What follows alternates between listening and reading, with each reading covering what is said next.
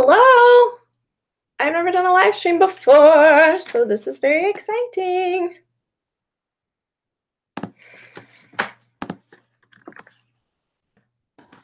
never done a live stream before, so this is very exciting.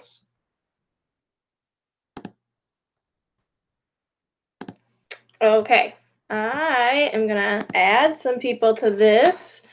Let's see. Cat is up here. She's very dangerous. She eats things.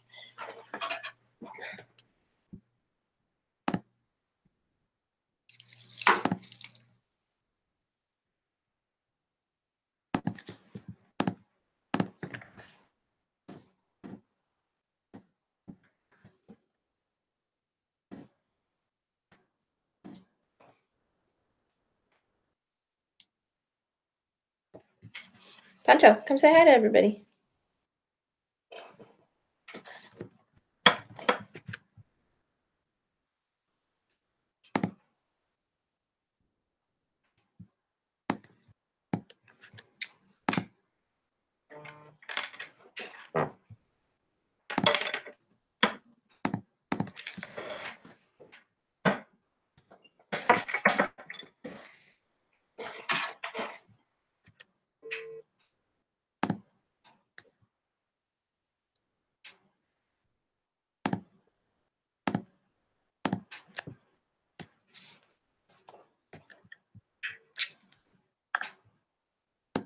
Okay, so I'm waiting for Proma. She's gonna come host with me.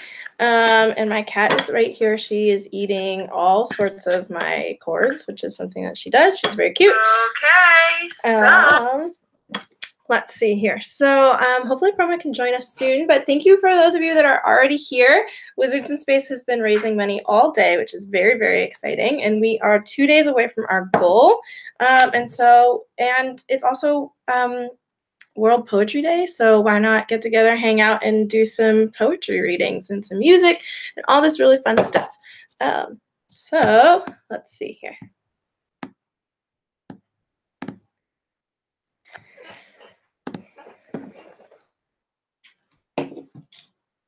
Just hanging out together on a Wednesday night.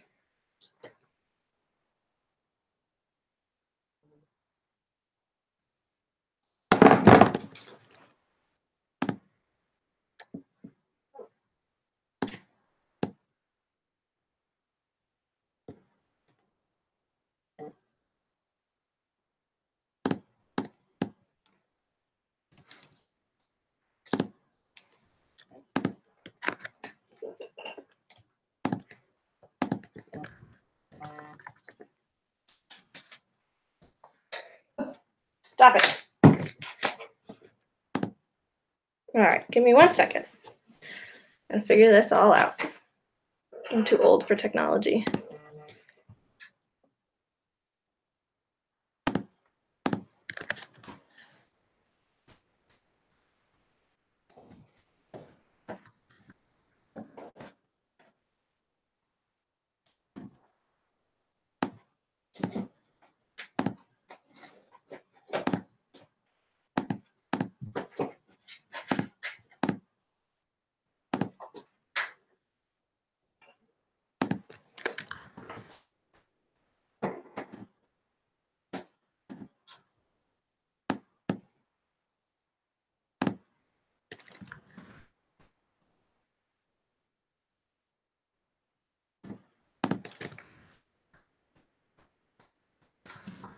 Y'all are so cool for being here.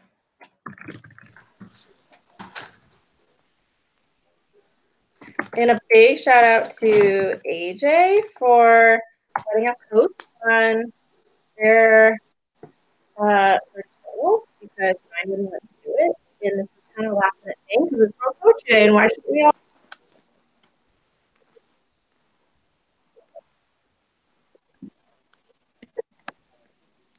Hello.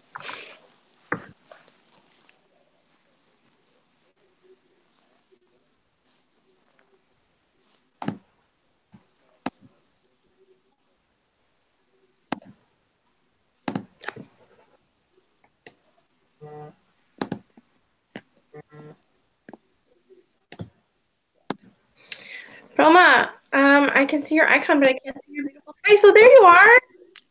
Hello. Hi. Okay, wait, hold on. I have to put my headphones in. What a journey. Roma, I can see your icon, but I can't see your beautiful face. So there you are. Okay. Roma. Hello. How are you? I'm good. What's up? What's going on? Jumping in on this with me.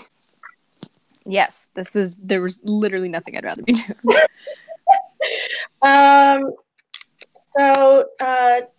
my headphones in. Introduce yourself to the crew. Yes. Hello, crew. This is weird because I'm just looking at you, but there's people. I believe there are people out there. I'm Proma. I'm one of Olivia's fandom sister wives, as we call ourselves. I guess my fandom resume? Like, what should I... Yeah, do your fandom resume. Yeah, well, in real life, I'm an entertainment reporter for Mashable, but in the fandom, I work for Mischief Management as social media coordinator for LeakyCon. I'm also part of, I don't know if we talk about this, there's like a LeakyCon brain trust now that I'm helping out with. That's been really fun and exciting. I have done a few open mics with Olivia for Wizards in Space and at the house show, and yeah, that's the main... I do a lot of stuff. I'm always around. Like, if you're at a con, I'm running around somewhere doing something, like directing a weird play or going to a panel or yelling about Wizard Rock. So I think that there's a lot of people in here that are always yelling about Wizard Rock. Yeah. So Wizards in Space is currently 83% funded, which is really super rad. And we've been doing a lot of work in the past couple days to just try and raise money for an inclusive and safe publishing environment. We do a lot of open mics at different fandom events, as I'm sure you all know.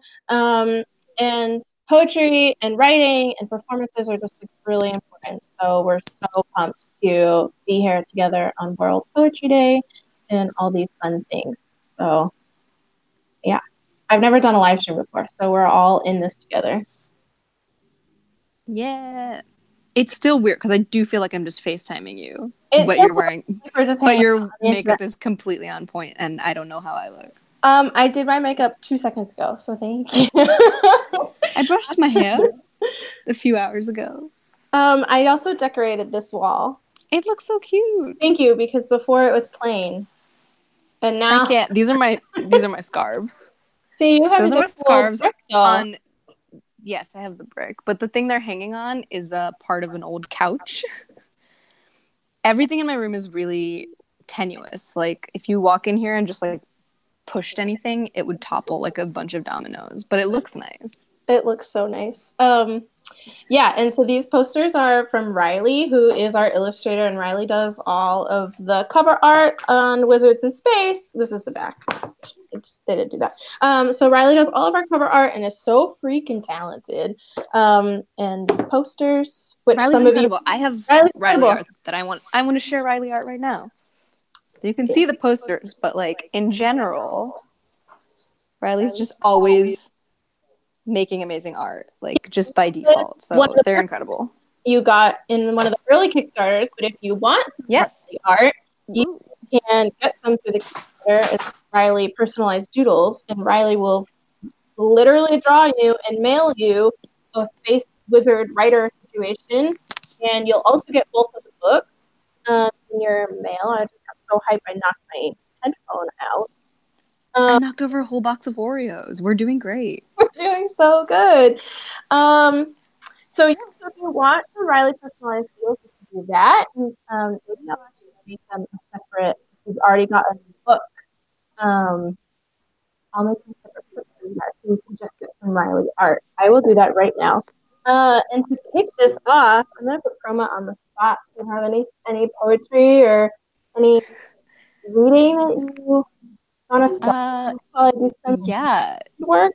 Should I do the serious thing we talked about? I think so. Or should I do the funny thing we talked about? Oh, that's for later, isn't it?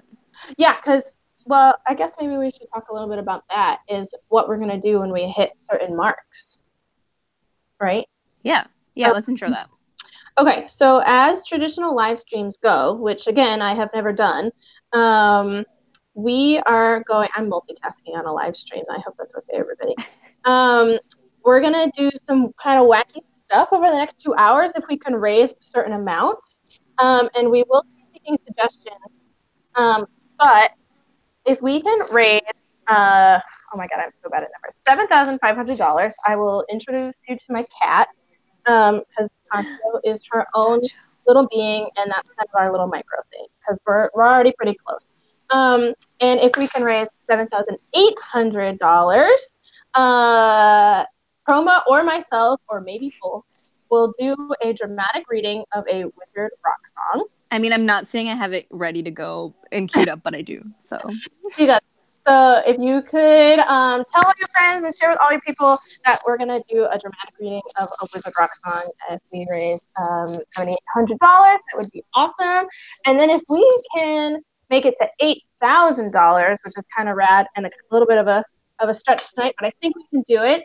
I will do a live reading of my mundane Harry Potter fan fiction zine, which Ashley is a really wonderful person in the fandom, and Ashley inspired me to start writing mundane Harry Potter fan fiction, and they're really wonderful and really funny. So if we can raise $8,000 tonight in the next 2 hours or so, I will do that. And then if we hit our goal completely, the $9,000, which is what I'm really hoping for, but that kind of seems like a stretch. But if we can do it, I'm hoping to open submissions for issue 3, because that would just be so bad. So that's what's on the table for tonight. But there's a lot in between $8,000 and $9,000, so we'll be taking suggestions. Yeah. I have a personal journal from 2011 very close by, so I can read from that at some point too. Yeah. There's so much in here that is just embarrassing and potentially a perk. So sorry if my internet is kind of choppy, but hopefully you can just read my face and hear me out. So I'm on my good internet, so hopefully that's all good. Okay, how we doing? I'm gonna check the chat really fast. Where is my chat? Where is this chat? Where am I? So what I did, and I don't know if this is, Cameron's in the chat. Hi, Cameron. Cameron's one of our editors. What I did is I opened up the live stream and muted the live stream directly, and now I can see the chat. I have no idea if that was the proper way to do that, but that was my Band-Aid for... Ooh, that's what I'm doing. This is about to be so weird, because now I'm seeing double. I know. Oh, Riley's here. I was just talking about Riley's wonderful art. Actually, Riley, do you want to jump on? I'm going to invite them and see what happens. Oh, no, I'm in it. Oh, no. Sorry. Like, I don't know what I expected. I know. It's weird to Why didn't you tell me to do my makeup, Olivia? I just thought, I don't know. I thought you'd get ready. Put on. You know what I'm going to do? I'm going to go get my costumes, my dance costumes that are right here. I'm going to just drape some of those over me. I'm doing great, as I've said. I'm fine. Where's that? I've never been more fine. What is the flashiest thing in here? Ooh, oh well. The problem is I'm not going to be able to get this box closed again. Okay. As we do this, I'm just gonna play dress up. Rad. This is a shirt. Like we're like hanging with each other. This is just hanging with each other. This is what it's like all the time. Put on your Hogwarts Internet Club shirt. Oh, tell Hannah. I'm gonna show everyone. This is what we have to deal with. Tell that story. Everything's falling over. Yeah. Okay. So, this is 2016. The Harry Potter Alliance booth at GeekyCon was suddenly doing like a flash sale, and they were selling t-shirts for like $5 or $10 or something. I think there was a bin of like $5 t-shirts. And Hannah runs over and shows me this cool gray t-shirt that says Hogwarts Internet Club with a floppy disk on it. And I was like, that's amazing. That's us. Like, that's what I'd be. So I run over and I see one too. I'm like, great, I'll take it. But Hannah took the last small. I have to take out my headphones for this.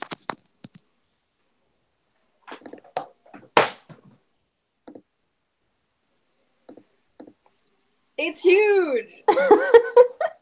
This is me. This is the like. There's a really upsetting picture of how long this is next to me. So, are you happy, Hannah? It's like it's a shawl. I think I can just.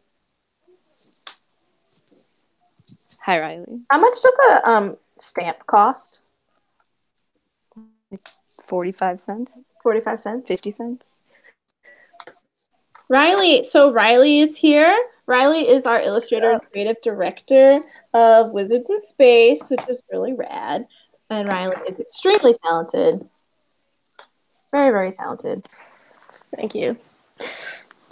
I sprung this. I can't tell you how many. I sprung this on everyone tonight because Wizards in Space is just doing so well, and we're so close to our goal that why the heck not? So I just added, hopefully, a perk for Riley's doodles only. So if you already purchased the book, you can just add on some of Riley's space doodles, which would be super rad because you should put Riley's art in your room. So if you all want some of that and help us get to our goal, you can do that. They also make great gifts if you are already thinking ahead to gifts that you need to get to people. You could get some art for people. Yep. Pretty much. How does that sound? I was actually like waiting for the live stream. I didn't know what was going on. No, nobody did. It was hard to tell. Olivia was like, "Can you jump on the stream?" And I was like, "I don't. Where is it? What is it? What's a stream? Who am I, Hedwig? How do you do it? What am I?" Don't cross the streams, guys. Don't cross Ghostbusters 101. Don't do it.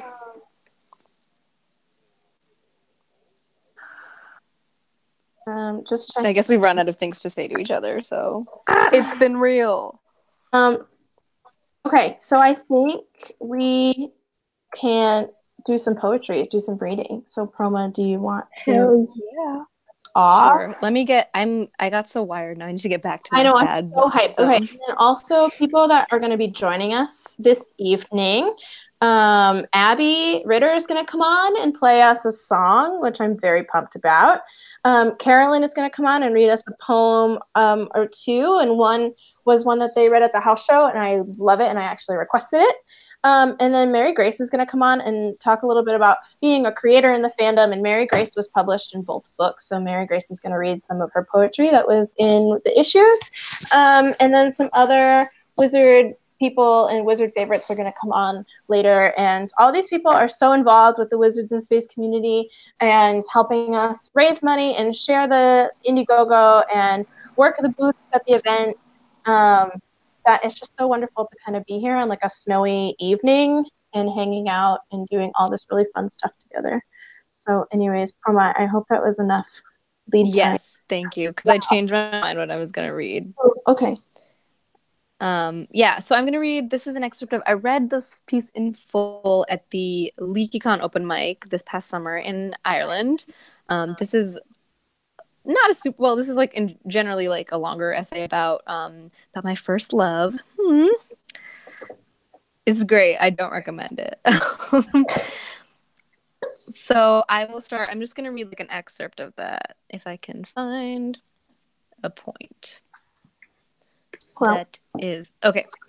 So the gist of it, the background, because I'm starting kind of in the middle of the piece, is that I was on a Bollywood dance team in college. Of course, I still do this all the time, and that is where I fell in love with the boy. And yep, it's better Your when first I read mistake. it.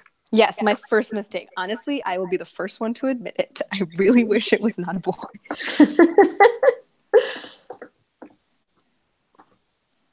I'm going to mute myself, Roma, so you can just take the stage here. Sure. You're like, yeah, do that. I'm really just finding a logical point to start. Okay. Okay. That winter, Neil tried out for my Bollywood dance team, and there was no question of him making it.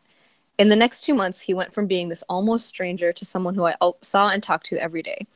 We spent so much time together during practice, drove to and from every competition together, those hours in the car devoted entirely to getting to know each other. Neither of us would sleep while the other was driving because we insisted on keeping the other company. And we danced.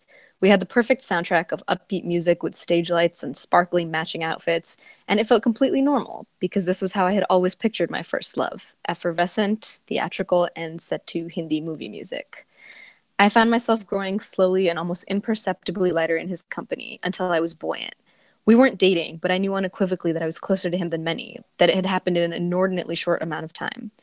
He went on dates, he had hookups, and I was the person he met up with at the end of the night to go get pizza, the girl whose purse he held and whose arm he laced his through as cool spring nights snuck up on our campus. He cooked me dinner and I shared my favorite television with him, and wasn't this what couples do, I thought? We're not dating, but we aren't not dating. We're basically there, and we are so comfortable and so close.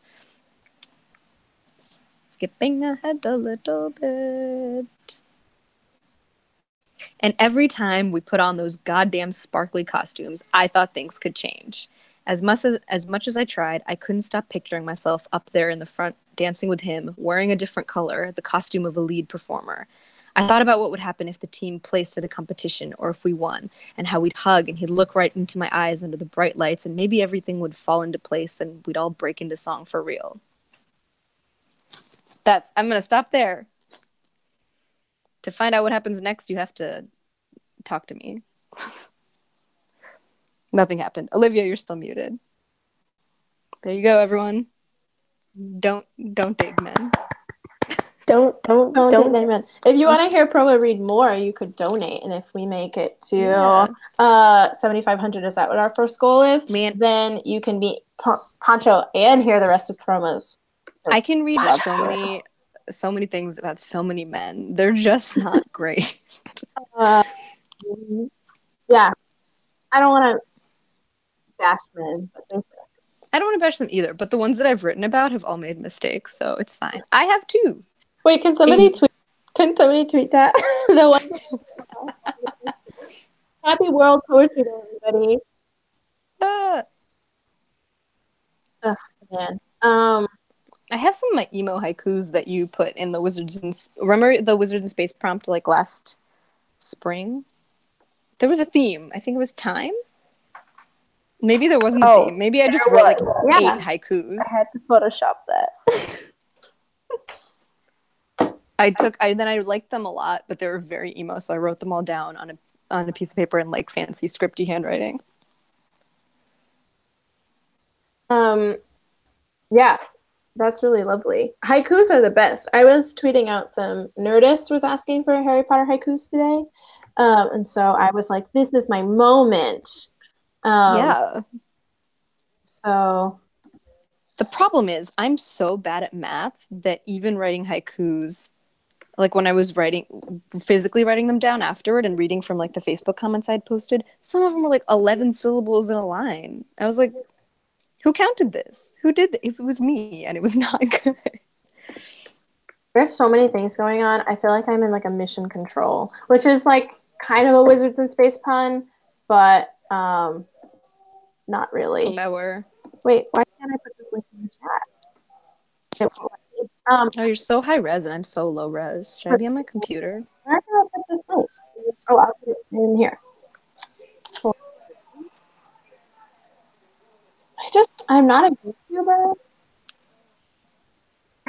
So life is very complicated. So while this is happening, okay, you figure your stuff out. I've decided that I'm going to now share with everyone my absurd t-shirt collection. Because a fact about me is that I have a problem. I have a whole t-shirt drawer. So we're gonna see what all is happening here. First of all, I can attest to this because is this Harry and the Potter's t-shirt of Hagrid looking kind of like a pedophile. It's because Hagrid is fun to hug, so all the kids are hugging him, but it doesn't look great. I have not worn it. Then we have a classic. A Save Ginny. Circa 2008. Mint condition. Not for sale. Been 9 years old. Stop. Ooh, Riley. This is amazing. Matt Lewis sold this for a fundraiser. Started Oh from the my bottom. god. This one's amazing. They're all amazing. I love you all equally. This is a crop top that my mom got me at Kohl's. No, I got that for you. Did you? No. Do you have two? Oh, my mom got this one. You got this for me? Yeah, okay, so the story goes is that Alex and Ani work with Warner Brothers now, and they were cleaning out their closet, and they sent Alex and Ani like hundreds of shirts, and then we were going to donate them to the children's I do remember, because there's the long sleeve. Not before I went into the room and took what I wanted from the children. Olivia, I wore this on Thursday. Oh, I gotta go. Wow. Me too. A witch. A witch. So, okay, this so I one added I don't know, is it here? Is it there? I added the donate link to the subscription, which I know it used to be here, but I'm out of the YouTube world, and it may have moved now. Is it below us? So, yes. I added the Indiegogo link. Here. And it's remember that I just did Riley's perks, so you can get Riley's doodles like separate if you've already donated for the magazine. So you should do that because Riley is very, very, very talented. And I'm gonna get better because now I'm forced to in art school. This is also by Riley. I have so much Riley stuff. I have one at my desk at work too. Who just donated as Harry Styles? Harry Styles, probably.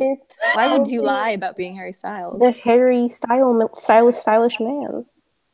I still can't believe to this day that his name is basically Hairstyle, and he is known for his hairstyle, and it makes me so mad. And Casey got the Riley doodle. Thank you, Casey. You are trying to make Ashley's dream come true of a dramatic reading of my mundane Harry Potter fan fiction. So, yeah. And we're about, oh my God, I didn't realize this part of the live stream was you would have to do quick math because I'm terrible at math. So, we're like, not as bad as me. We're about $20 away from hearing more from a story and meeting Poncho. She's in this room. Poncho, I'm going to tell more of that story. I'm going to tell more of a different story. I'm going to give everyone bits and pieces of my shattered personal life. Is in the room. So if you want to see her, you need to find a friend. Donate $20. That's like Riley's doodles and like $1,000. So, but in the meantime, I'm wondering if one of our guests wants to come join us. So the first person that we were going to have on is Abby. So I'm going to check with Abby to see if they would like to join us. And while you do that, this drawer goes on forever, so we can kill time with it at any point. This is from the Warner Brothers store at my local mall that shut down in 2003. It is a kid's large Hogwarts crest t-shirt. I have cut the sleeves off to make it fratty. I also colored in the Ravenclaw with a fabric marker because it wasn't blue. It was like a lighter shade of gray. That was stupid. For 7,500. So many things are going to happen right now. Who was it? Who pushed us over the edge here? Somebody called sub basement. So I hate this guy. That's great. Okay, so many things are about to happen. So I'm going to bring Abby on first because that's the tech part that sucks the most for me.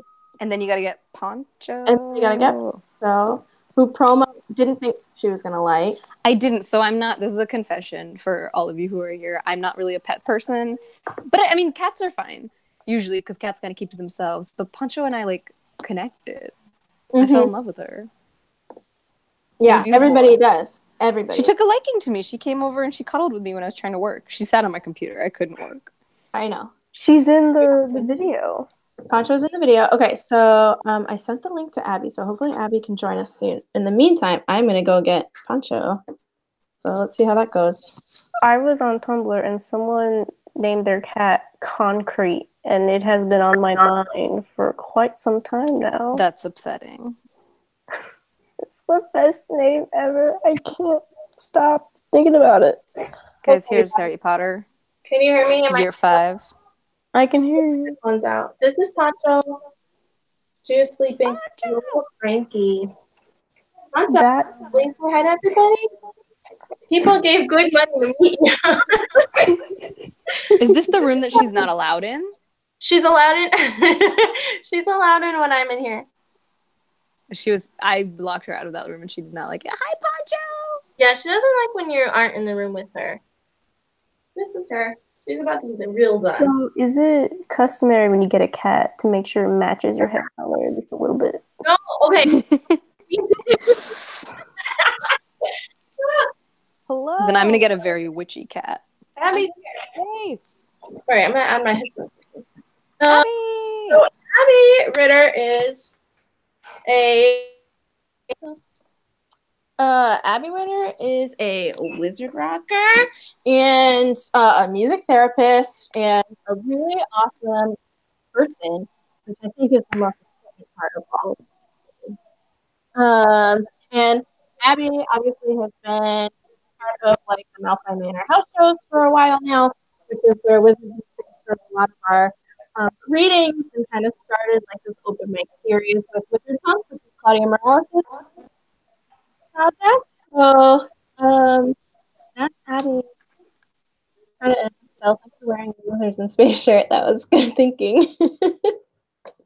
So I would like to point out that I live about 45 minutes away from Olivia, and we're very good friends, and I have never met Poncho. It just hasn't happened. And so while you were just introducing everybody to Poncho, I was not in the chat because I was getting ready to do this, so I still have not met Poncho. So here we are. Okay, so hi guys. I'm gonna let you take the stage, Abby, and I'm gonna mute myself so I don't interrupt. Cool. So I'm Abby. I do all those things that Olivia said. I don't know that there's anybody in here who doesn't know who I am, but what's up? So this is about to be a Wizards in Space live stream exclusive. This is going to be the ukulele version of It's Intersectional. I've never done this before. So bear with me. Oh wait, before I start, can I swear or do I need to edit myself? No, you can swear. I swore at the GLA open mic, so okay. I apologize to any GLAers that were there because I said, please censor your language, and then I swore. So that was how that went down. So sorry, Harry Potter Alliance, ban me from your event. Okay, so this is called It's Intersectional, and it is about how dissatisfied I often am with J.K. Rowling and her antics.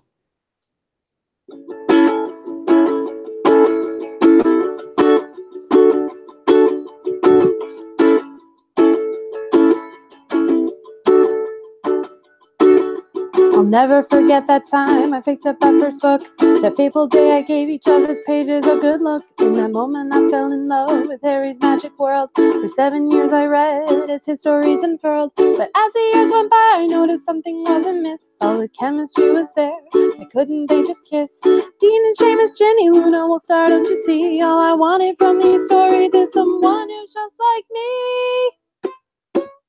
I'll always love good old JK for the world that she helped build. She has never been real good at leaving me fulfilled.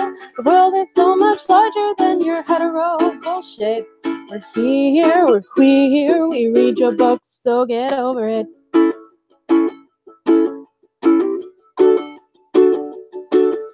And what about us wizards who have disabilities? Don't try to tell me Hogwarts has neurodivergency. How hard would it have been to have a service pet or two? Your world is magic, for fuck's sake, it's not that hard to do. I'll always love good old JK for the world that she helped build. She has never been real good at leaving me fulfilled. The world is so much larger than your hetero bullshit. We're here, we're queer, we read your books. So get over it.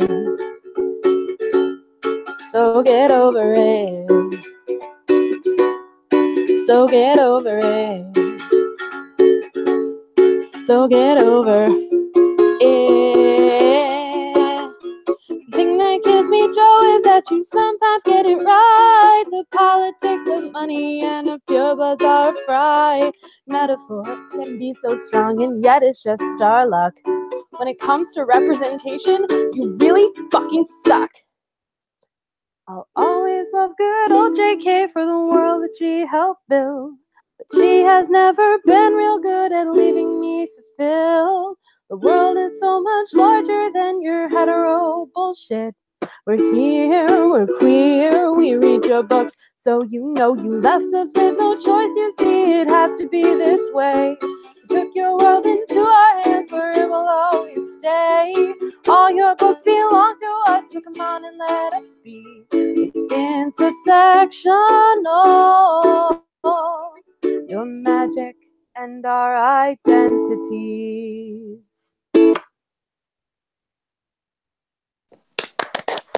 That was so good. And you've never played it on a ukulele before? I mean, like, I did. loved Like, that was awesome. I liked it. loved every second.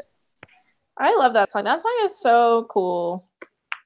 And just the power of wizard rock, you know? Yeah. Wait, will you sing us another song? Yeah, I can do that. It doesn't have to be wizard rock. I know we're all about original works here, but it have to be The Pledge of Allegiance can you do the Pledge or of Wonderwall? I actually, Riley, you wouldn't know this about me, but I do, in fact, have a Wonderwall Wizard Rock parody. Holy shit. I may have to break out my guitar to do it because it's not going to sound great on the ukulele. So can you give me like, yeah, Steph's guitar is right here. So I have to grab it and tune it. It also has a rainbow guitar strap. So give me like 2 minutes. Yeah, we'll find something to do. Proma can keep taking us through her t-shirt collection, which I'm sure people are really, really thrilled about. Wow, funny yeah. you should mention that. Here's the thing. It's because it'll go on forever. This is the best time saver in the world. Here's my Tonks and the Auras Yes All Witches flash dance shirt. Wow. When are you gonna like make like a project out of these shirts? Is all I'm asking. Riley, I already have one. I already have a t-shirt quilt that's 16 t-shirts, and I have a whole drawer here and one in Michigan. I want Do to you let have like a everybody know. Patreon for shirts? I should. Every time I buy a t-shirt now, I try to get rid of 2, but it's hard. I want to let everybody know that somebody or multiple people are anonymously donating $1, and every time it's just like a random inside joke. Like one just says flushed, the other just says poncho. Elizabeth, stop. I don't think it's Liz. It's not. It's too much work. It's this is an Old Moaning Myrtles t-shirt that says, "Because of Wizard Rock, I don't feel transparent anymore." This shirt, speaking of Elizabeth, she had it for like, was it her or Alex? Someone had this for like 8 years, and I just got it back last year. It was brand new. We're at 7,540, which is awesome. Which is a good time for me to take out my Sansa Stark shirt. This is a shirt. You should auction these off as perks. I will never. This is a shirt that I'm not that one in my apartment. Not that one. You need. And then I was like, "You left your shirt here," and he was like, "Oh, you can keep it." And I was like, "I know what I'm gonna do. I'm gonna write Sansa Stark on it in Sharpie." So I'm a very classy woman. That's true punk rock. Oh yeah, Riley, you should do some drawing. So let's see if we can get some feedback from the chat. I want people want to see you draw. Hello. Unicorn. I should draw the last shirt promo will ever buy. Yeah, do that. And it looks like, Abby, are you ready to go? I am. So we're going to do this thing where I'm going to try really hard to not look at my own lyrics. Because as everybody knows, I have a proclivity for forgetting the lyrics that I write to things. So we're going to try really hard. Right. Myself. Yeah, listen, Steph I don't know if you can hear them, but they just said you should write a song about trying to remember things. That's hilarious. So, very cute. All right. So this is Wonderwall, except for it's not.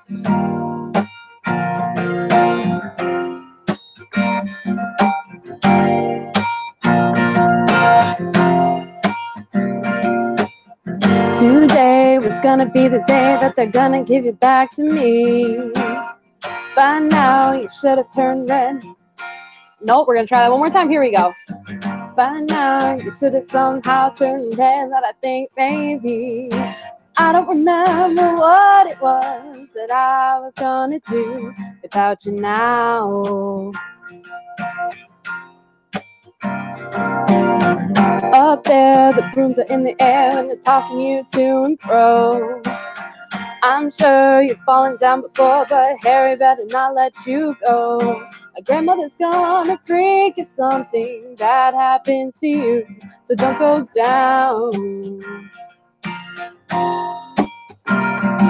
And all the tasks I have today are binding, and I'm the one who always needs reminding. There's so many things that I would really like to do, but I don't know what. And maybe could have been the one that saved me. 'Cause after all, you're my remember all. Today was gonna be the day, but they'll never give you back to me. By now, I should have somehow realized it's up to Harry. I don't believe that anybody flies the way he does around the school. And all the tasks I have today are binding, and I'm the one who always needs reminding. There's so many things that I would really like to do, but I forgot. 'Cause maybe could have been the one to save me.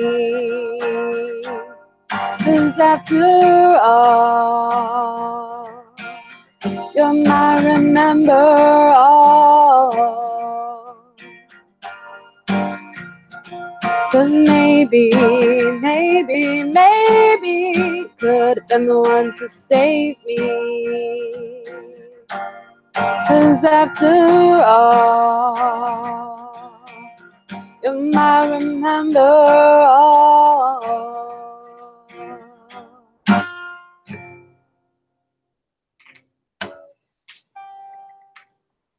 Yes, bitch. That was beautiful. Oh, thank you. Oh man. I loved it. I needed it.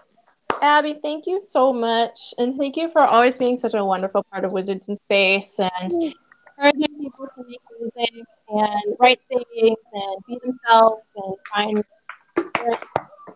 all the really wonderful things that you do for Mystic Management. And just, I don't know, you're very bad. I'm very lucky that you have patience enough with my friend. Okay. Thank you. Please. Okay. We have made the new rules for $7,700. So Proma and I have a dramatic everything that we're gonna do, and then we're gonna bring on some more people. And next, did you drop me? Did you get some hype? I dropped my phone. It's fine. I got so excited. Bye, friends. Just bye, Abby. Thank you so much. I'll be in the chat. I'm not actually going anywhere. But you're in the chat. Okay, Proma, should we tag team this or do you want to take it on your own? I think I got it. I think you do. I think you do. While you do, No offense. I'm going to tell the internet that you're going to do it. Okay. Should I wait? Should I build it up for a bit? I have some more t-shirts. Well, maybe make people in the chat guess what song you're going to do because I think there's a few of us that Yeah. Does anyone want to guess what Wizard Rock song I'm going to read? Not sing. Read. Speak. Someone favorited my tweet about it. Ooh. You're breaking up. Help. Elizabeth favorited the tweet, so I think she knows. Twitter. Liz isn't allowed to guess. Yeah, if you're a sister wife, you don't quite get. Yeah. Eliza is also interacting with me on Twitter, and she'll probably know, but does anyone else? Does anyone who's not these people have a guess? Claudia says hand clap interlude. Good guess, Claudia. No. Well, now I'm disappointed. I would mess that one up, I think. Ooh. Gotta find a better place to position this phone. I need a hashtag. Hashtag Wizards in Space live stream. Whatever. I hate the internet. I have to stop dropping this phone. I've got a tablet set up, so if anyone wants requests, I'm ready to go. I saw a request for a space unicorn. Oh, right. Horses, the size of their dick. Riley! Sorry. Riley! All right, Emma. Tweeted and retweeted. I'm ready to go. Count, so I'm going to mute myself here so you can take this. All right, internet. This is a song. Well, this is a poem, I think, really about a very relatable topic and just a really profound sentiment that I turn to in times of need. I can't look at the display or I will crack. We went to the coffee tea shop on our first date, and it started out great. We made with the talking and it was just fine, but it soon turned into that awkward silence and I didn't know what to do next. And we sat there with all the couples kissing, and soon things began deteriorating and you began turning into the human hose pipe. And then the next thing I knew, you were storming out, just leaving me wondering, Cho Chang, what have I done? I don't care where you and Cedric were snogging. Cho Chang, what have I done? I just want to replay this Valentine's Day. Well, maybe I shouldn't have mentioned Hermione, and maybe you shouldn't have brought up Cedric Diggory, because I'd rather not talk about your dead ex-boyfriends over coffee. And why? Why'd you have to bring up Roger Davies when he's sitting right there with his tea? Because if you wanted to go out with Roger Davies, how come you're here with me? Cho Chang, what have I done?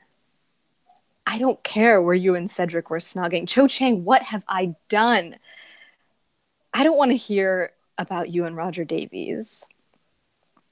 Cho Chang, things have gotten bad between me and you.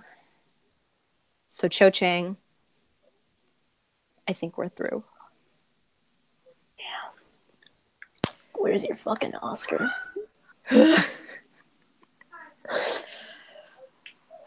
Thank you, everyone. Wow, I got it. You have to do that at every wherever now. That was really, it came to me like I'd already done it. Like it just that was felt like I was so living right. in the past. That was incredible. That was so cathartic. I just want to shout out the original poets, Harry and the Potters. Wow. That should have been like the final. How are we supposed I'm to stop stressed. That? I'm stressed. Like I'm burning up. Okay, so that was 7,700, and we are still getting donations. And if you're just joining us, the donation link for the Indiegogo is in the doobly-doo, which I think is the proper word for it.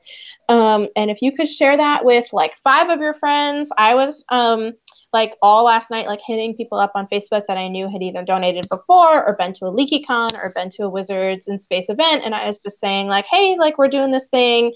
Facebook algorithm sucks. And so does Twitter and Instagram. And they all hate small creators. So if you could donate to this thing, that would be really rad. And so people were donating. So I highly recommend that. The internet is bad. Yeah. Except for the Wizards in Space Indiegogo and this live stream. Did I almost say Indiegogo? Yeah, maybe. It's okay. That's what I call it. So okay, so let's see. Our next, I'm gonna what's the next thing? I lowered it, so I guess I have to lower the rest of them by 100. Okay, so I don't know. Let's see. Well, no, I think we're close enough. It's $300 away. If we can make it to $8,000 tonight, I'm going to do a dramatic reading of my mundane Harry Potter, which is this tiny little zine here, but in it, I can't show you too fast. It's so cute. But this is all really, really boring Harry Potter fanfiction. But it's like boring in the way that you just want to curl up in a ball inside of this tiny zine and take a nap in it because it's just comforting. It's like comfort porn. Yeah, but it's like comfort fiction, comfort flash. And I will do a dramatic reading of the pieces from it. And shout out to Ashley who gave me the idea to do it in the first place. So, $800 right there. I will do a dramatic reading of it. No one has. If you own it, you've read it. Nobody has ever heard me read it. That would be great. And share the donation link. And also, I mean, I know that we're all hanging out here talking about Harry Potter, but Wizards in Space is, you know, I don't know, am I preaching to the choir? But we really try to include everybody in all of our work and make sure that all types of writers' levels are represented in stories, and we make sure that we're really telling authentic stories from, you know, people with those experiences. So, yeah, if you're into that and if you're into like creating space for small creators and new writers, that's what we're trying to do here. So if you could share with people that might like it. We just got another $1 donations, and it's Claudia's Space Dress just donated $1 to Wizards in Space, so thanks for that. Okay, so let's see. We're going to move on here. I'm going to bring on one of our next guests. It's going to be Carolyn, so I'm going to find your email or send you the link because I don't know how to do live streamy stuff. Learning on the go here. Carolyn, where are you? Do we need t-shirts? No, I don't think so. You're running out of time. Carolyn, click the link. T-shirts. Click the link. Click the link. Carolyn, I'm never going to run out of t-shirts. You have to save us.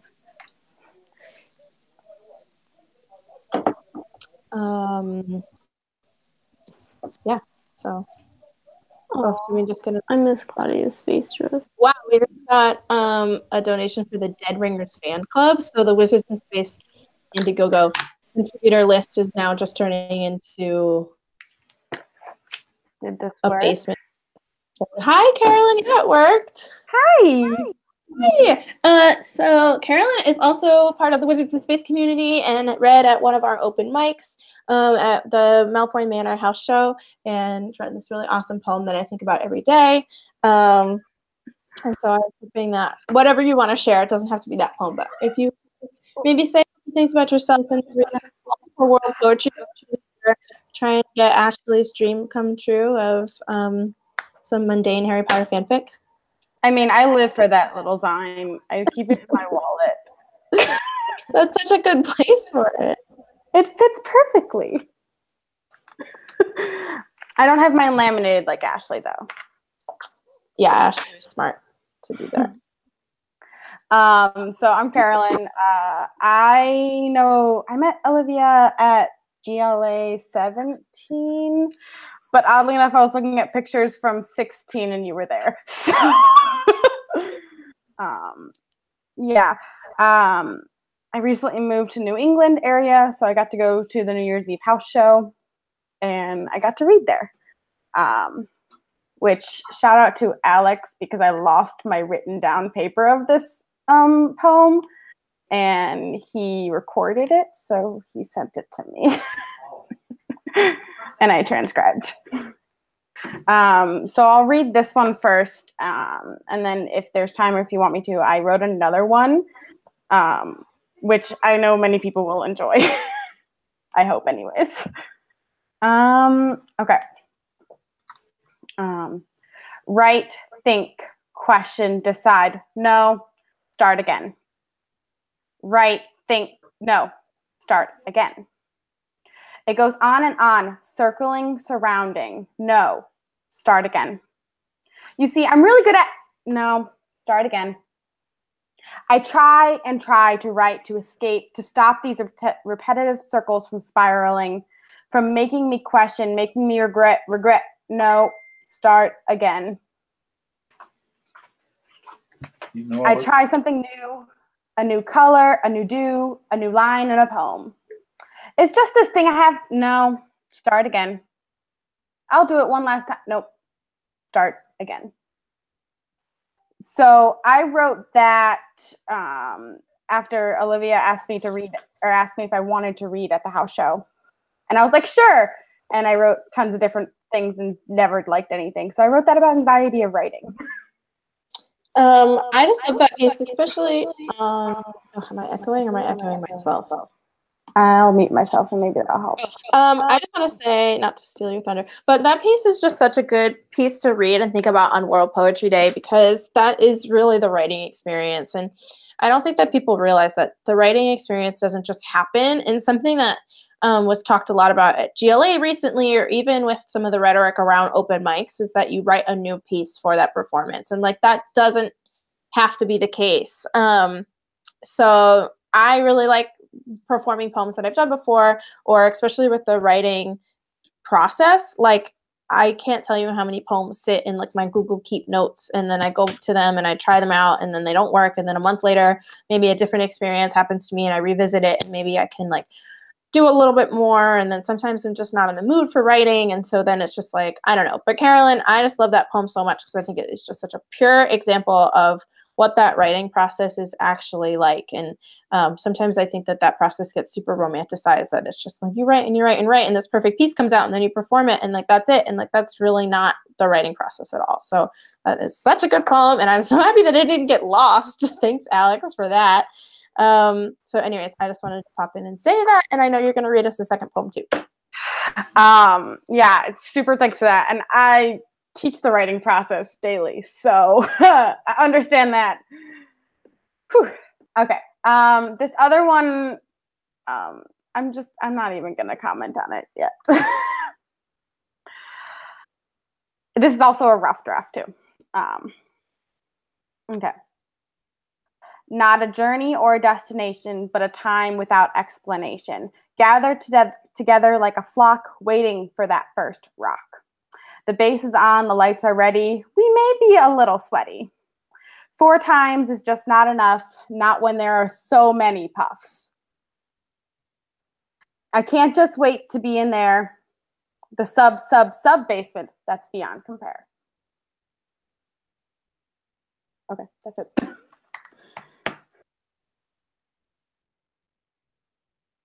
I love it. Thank you so much. So Malfoy Manor's next house show is coming up on the 31st. And I know a lot of us in the chat are going to be there. And I know that Chroma is coming now too to stream one of her short films, which I'm really, really excited about. And some of us will be doing readings, all this really rad stuff. And Harry and the Potters are going to play, like, no big deal. It's fine. So here we are. So. And now I can cover vocals for them.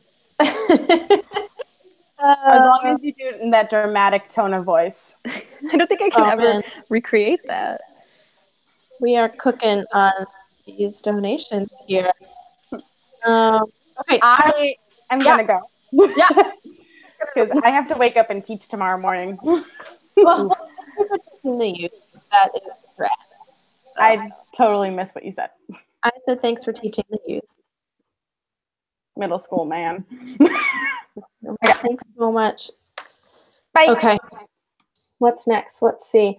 So we are at 707,048. So that's cooking. People are donating. Riley, you're going to have a lot of doodles to draw. So thank God you're in art school. I had to Google horse. To draw the real one. Guys, yeah. I have to. Can you hear this hissing? My heat is going crazy. I can hear the hissing. Yeah. So I think it's just a basilisk. But let's keep moving here. Who's next? MG is going to come on. So I'm going to get the link. And MG was published in both of our issues. Hold on. Let me do the thing. I can't multitask.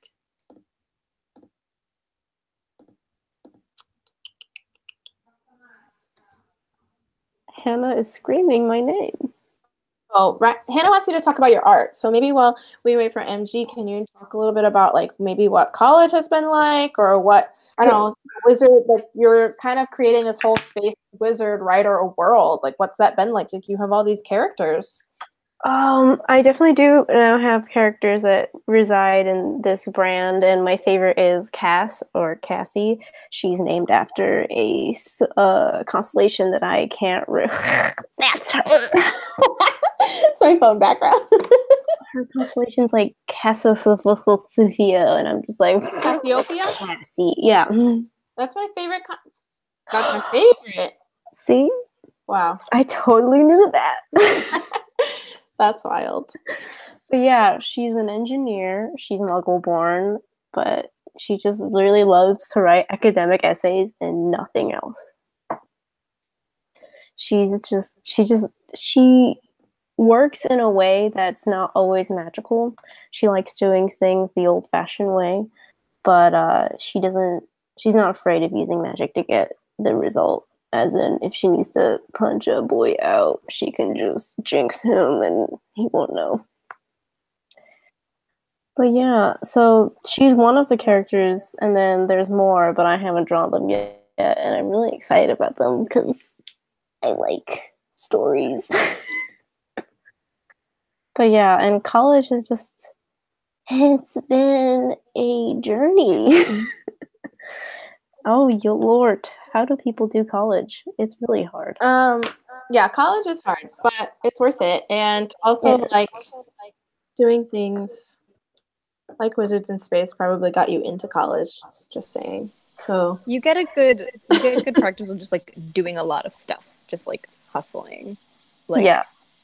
I got super busy at the end of college, and that prepared me for what ended up being just like life after, which is, it's a choice completely, but like you get to try so many different things and versions of life and scheduling and all of that in this like contained bubble. It's nice. College is good, everyone. Definitely helps with that. SCAD's been quite an interesting college. Really expensive, but I feel like I'm getting enough out of it to justify it. But after my spring break, which ends this week, I will get my first taste of my major, which is sequential art as of right now. So I'm excited about that. Not excited about walking every day 8 a.m. for 20 minutes, but who knows how to drive? Not me. But my creative process really is just I get told to do something, mostly by Olivia. Yeah. Olivia tells me to do something, and then I forget about it for a couple of months. And then it's not months. It's not months. In my brain, it feels like months because I'm like, wait, I feel like I'm forgetting something. And I'll do lots of research on the aesthetic, I suppose, of what I would be going for. I do a lot of the covers are like a whole long process of like lots of shower thoughts, lots of Pinterest soccer mom blogs where I'm just like glued to the screen looking for something that's gonna spark, and then it's a lot of thumbnails. Thumbnails is a lot. Yeah. The thumbnails are wild. The covers are wild. And we have Maddie here. So MG is going to come on in a little bit. But Maddie is here. And Maddie is an intricate part of Wizards in Space team because Maddie runs the booth or like our table whenever we have events that we're both at. So Maddie just helped out at the GLA open mic. So while I was hosting, Maddie was so graciously in the back running the table and literally like selling Wizards in Space and telling people the spiel. And Maddie has done that before at other events. So Maddie, do you want to like introduce yourself and like say a couple things about you and then read us like a poem or a piece? Yeah. Hey y'all, I'm Maddie. My favorite thing I do is selling stuff for Wizards in Space at events. It's kind of the best thing I get to do ever. But I'm also a communications major and aspiring librarian, and I'm in a production of a Grease right now, which is cool. Here's a piece I wrote for a zine that I have called "You've Got a Voice and It's Imperative You Use It." Well, that's the name of the zine, not the piece, but here we go. I've never been very good at words, at taking all of what's in my head and squeezing it small enough to fit it out my mouth. Too high, too rough, all stumbling and muttering, and not realizing when my volume jumped to match the levels of my passion. electric and sparking and never content on complying to what is expected of it. When I was 3, my mother was told that the depths of my knowledge were far greater than what a preschooler should know, and that my ability to show and tell what I'd learned was having trouble catching up. This stays true in a way. I am still reaching for the words and the cadence and the guts to consider my voice worth hearing. My voice is not beautiful or without flaw, and my words can never do justice to the feelings I want to inspire. But I am finding that when I was looking for auto-tune and a rhyming dictionary, I forgot to respect the art of making music as you go. And I am finding out that everywhere I look, there are people who would rather show up to the live show I can put on than wait for the album I am never going to perfect enough to sell to the masses.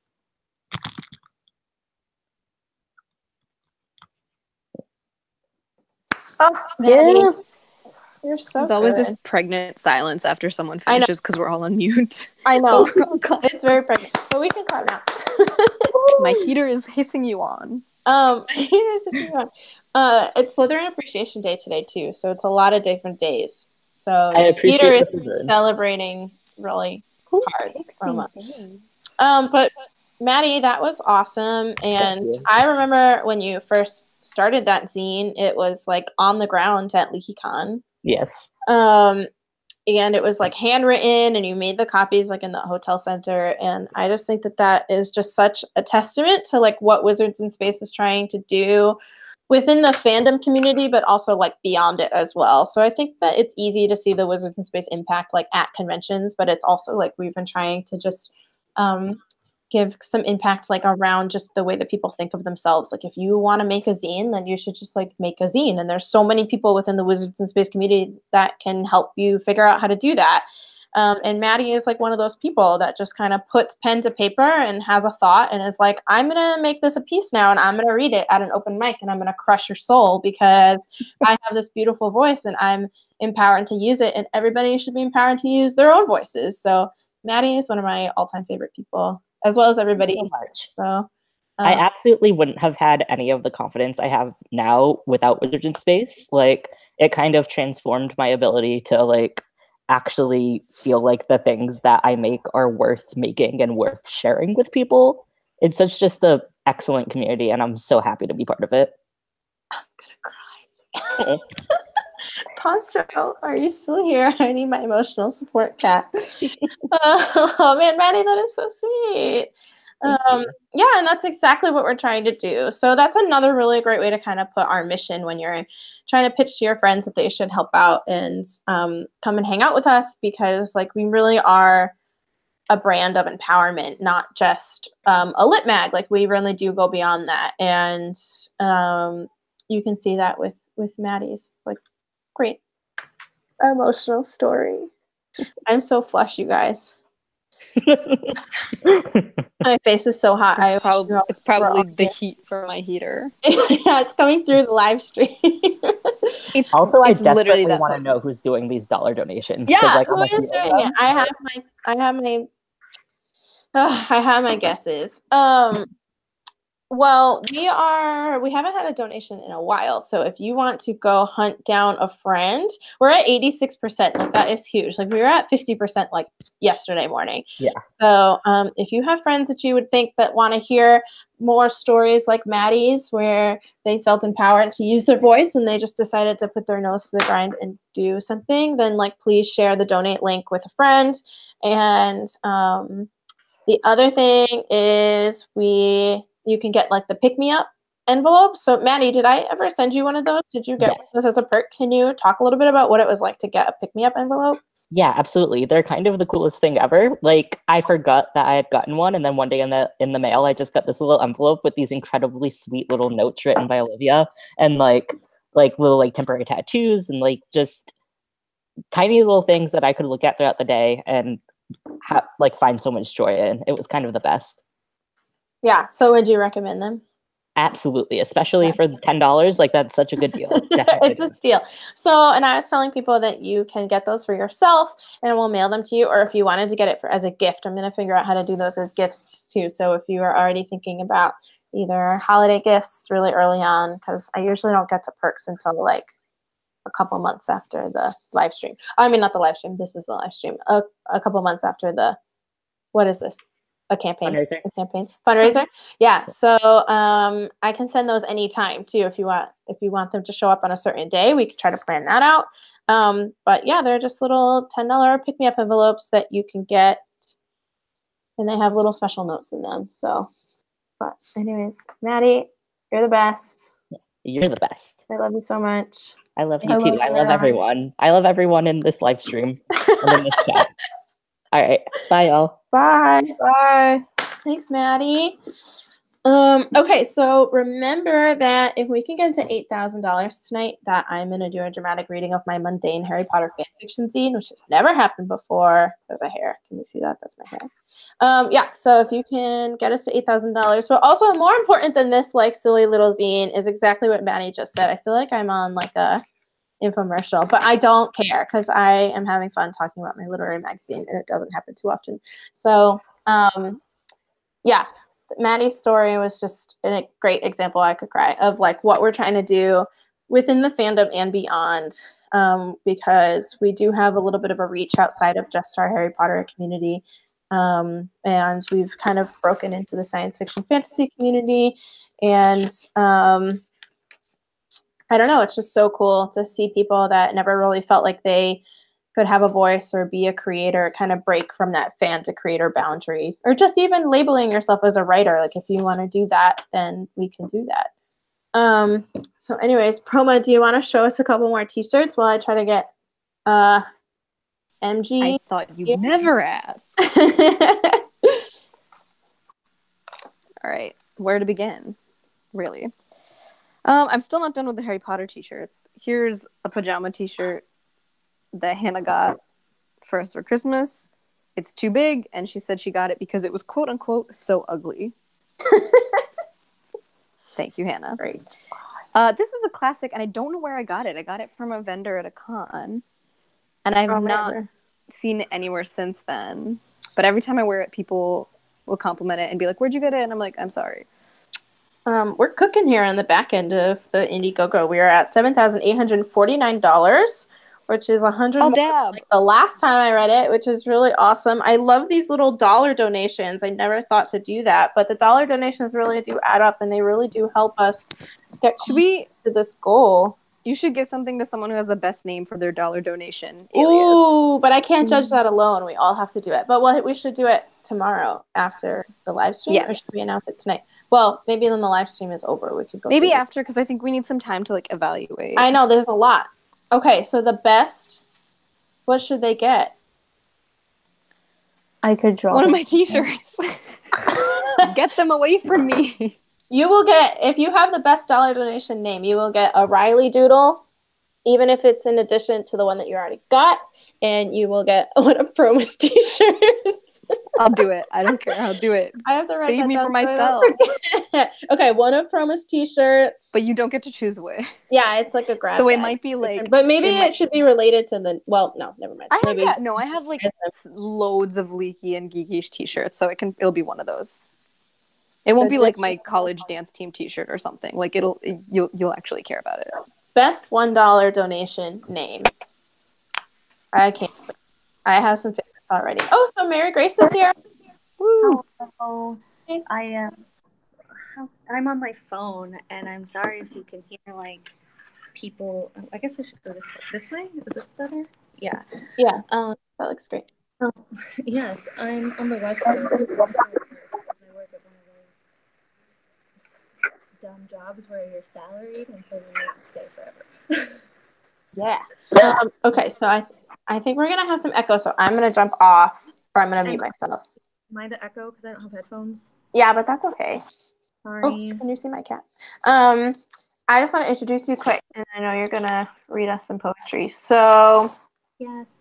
Mary Grace was published in issue 1 of Wizards in Space, and Mary Grace's poem, I Love to Tell This Story, was the very first piece that we read and the very first piece that we accepted, and so I just thought that it really set the tone for us as a team, and I really just wanted it to set the tone for the magazine in general. So Mary Grace's poem is the one, and we judge all of our submissions anonymously, so we don't look at names until the very end of the process, and that just helps us stay subjective. Objective. I own a literary magazine, it's fine.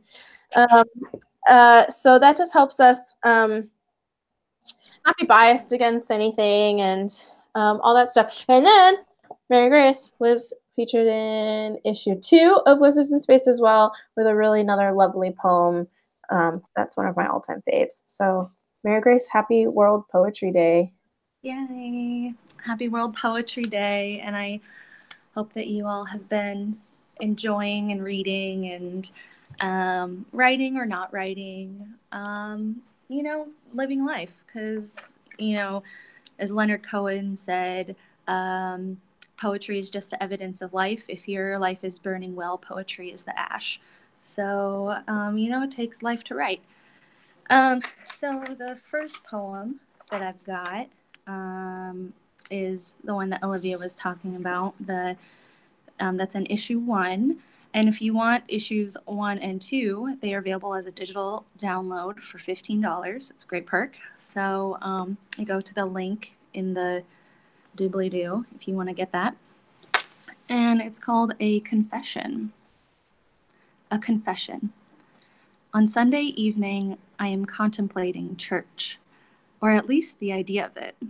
I haven't been in 2 years, but my muscles, if pressed, could join in the rote, kneeling and standing and singing and chanting and kneeling and standing, as if the last 9 years of self-excommunication were truly the passing phase my mother had predicted and prayed for. When I was 16 and could drive myself, my family thought I prayed at the Unitarian Church. But I was across the street at the Good Books A Million, thumbing through aisles of Kingsolver and Libba Bray, writing fictional sermons I'd later recount to my mother over a You Pick Two combo. And that's it. That is it. I printed out my poems like a nerd because I knew I had to be on my phone, and I don't know how Google Hangouts works with like multiple tabs and stuff like that. Oh, that's not for me. I'm at my office, and we have like an office phone that's getting like outside calls, and I'm getting very distracted. Sorry.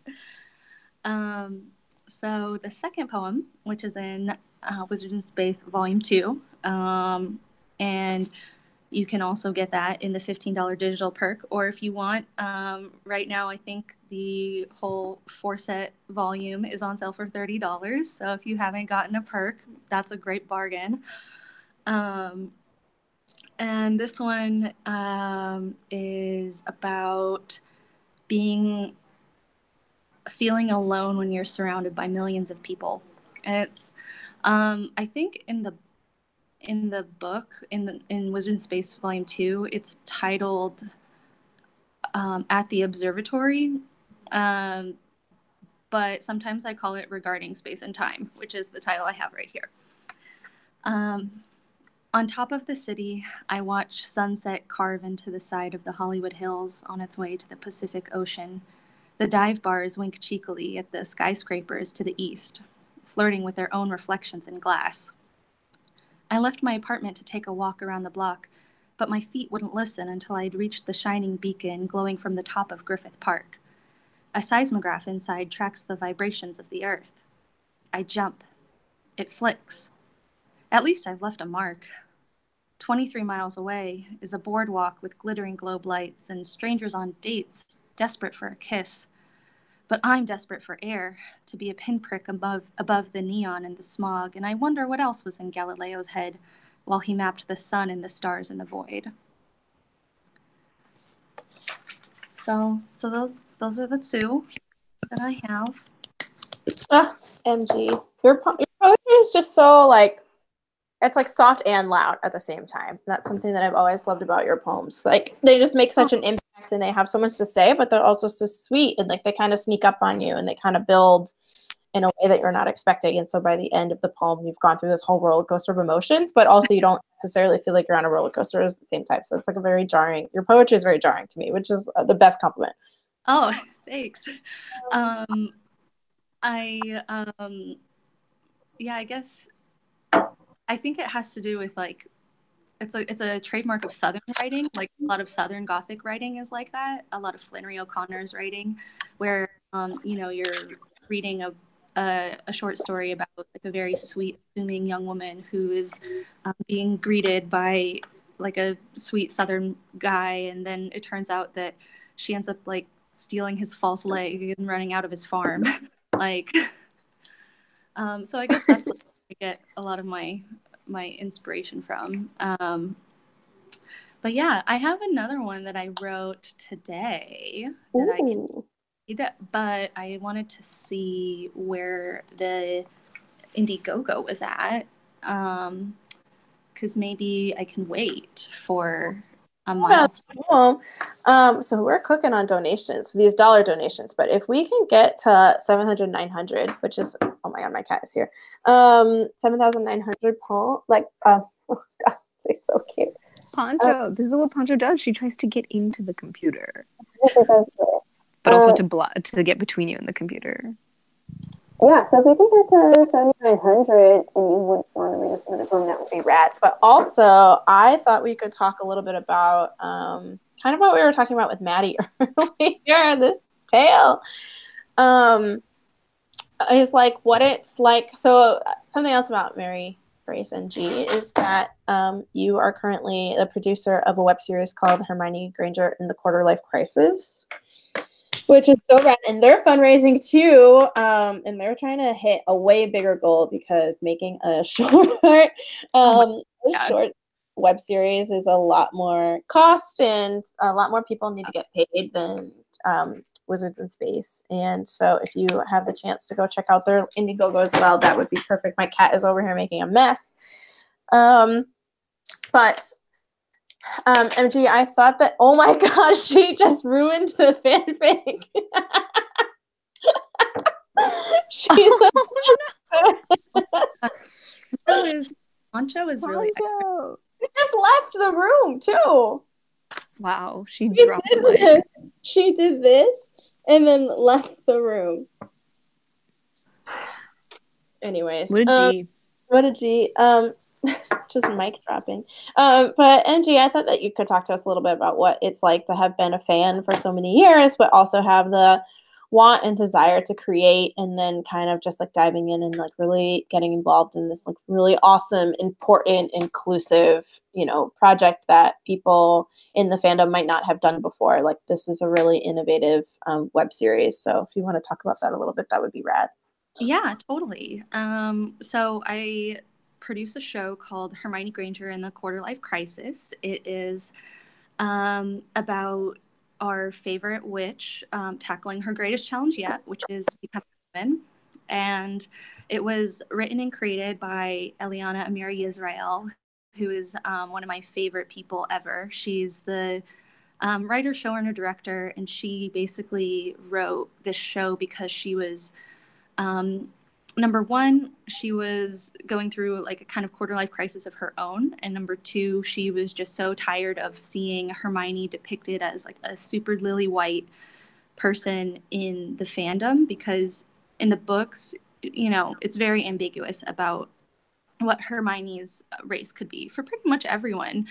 Because side note, I am still team Harry is part Asian, because like as someone who is multiracial, I really identified with that like shock of black hair and green eyes, being my dad's side is Filipino and my mom's side is white.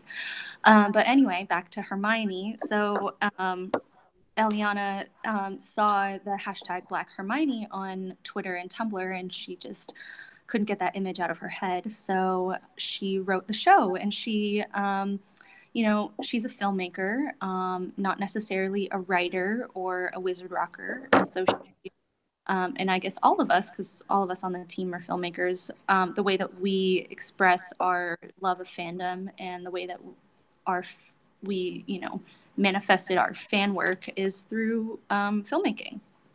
And there's lots of fan favorite characters like Draco and Parvati Patil. And then there's some new people, some new Ilvermorny crew and non-Ilvermorny crew. And it's just really, really awesome to work on a team that, well, number one, the show puts women and women of color at the center of the narrative, which is really important. And so in front of the camera, pretty much our entire cast, except for Draco, is non-white. Actually, literally everyone except for Draco is non-white. And that's actually a running joke between one of the characters and Draco. She's constantly calling him like hospital glove powder or like saltine cracker box. And then behind the camera, like the whole producing staff is women, and the writer's room is all women and mostly women of color. And then we have like women in a lot of different roles in the crew that, you know, people who aren't necessarily in filmmaking might not realize that there's like so many people that come together to make a film. So we have like electricians who are women. We have production assistants and assistant camera crew, just lots of people who are women or people of color. And it's just cool to see people who love Harry Potter and who didn't necessarily see themselves in that fandom space want to make that happen. And everyone who has been on board because it's such a passion of ours. And we, as the producers, we think that those people deserve to get paid.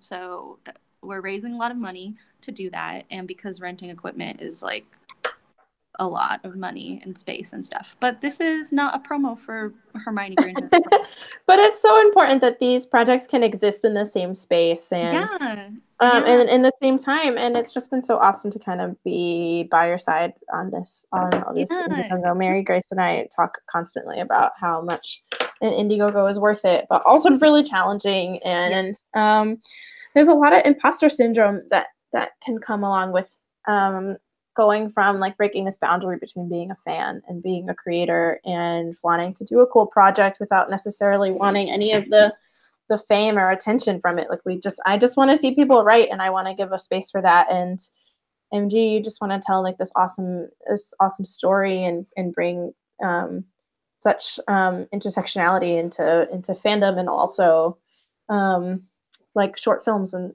web series, and like that is just like so rad. So just women doing shit and making sure it's intersectional. Like that's freaking rad. Yeah, and it's just really important to support each other. I really enjoy all of our different sidebar conversations because we both have an interview going. I think that's why I so easily went on my stump speech, because literally I do live videos every day talking about Hermione Granger and the quarter life crisis. So it was just like, oh my God.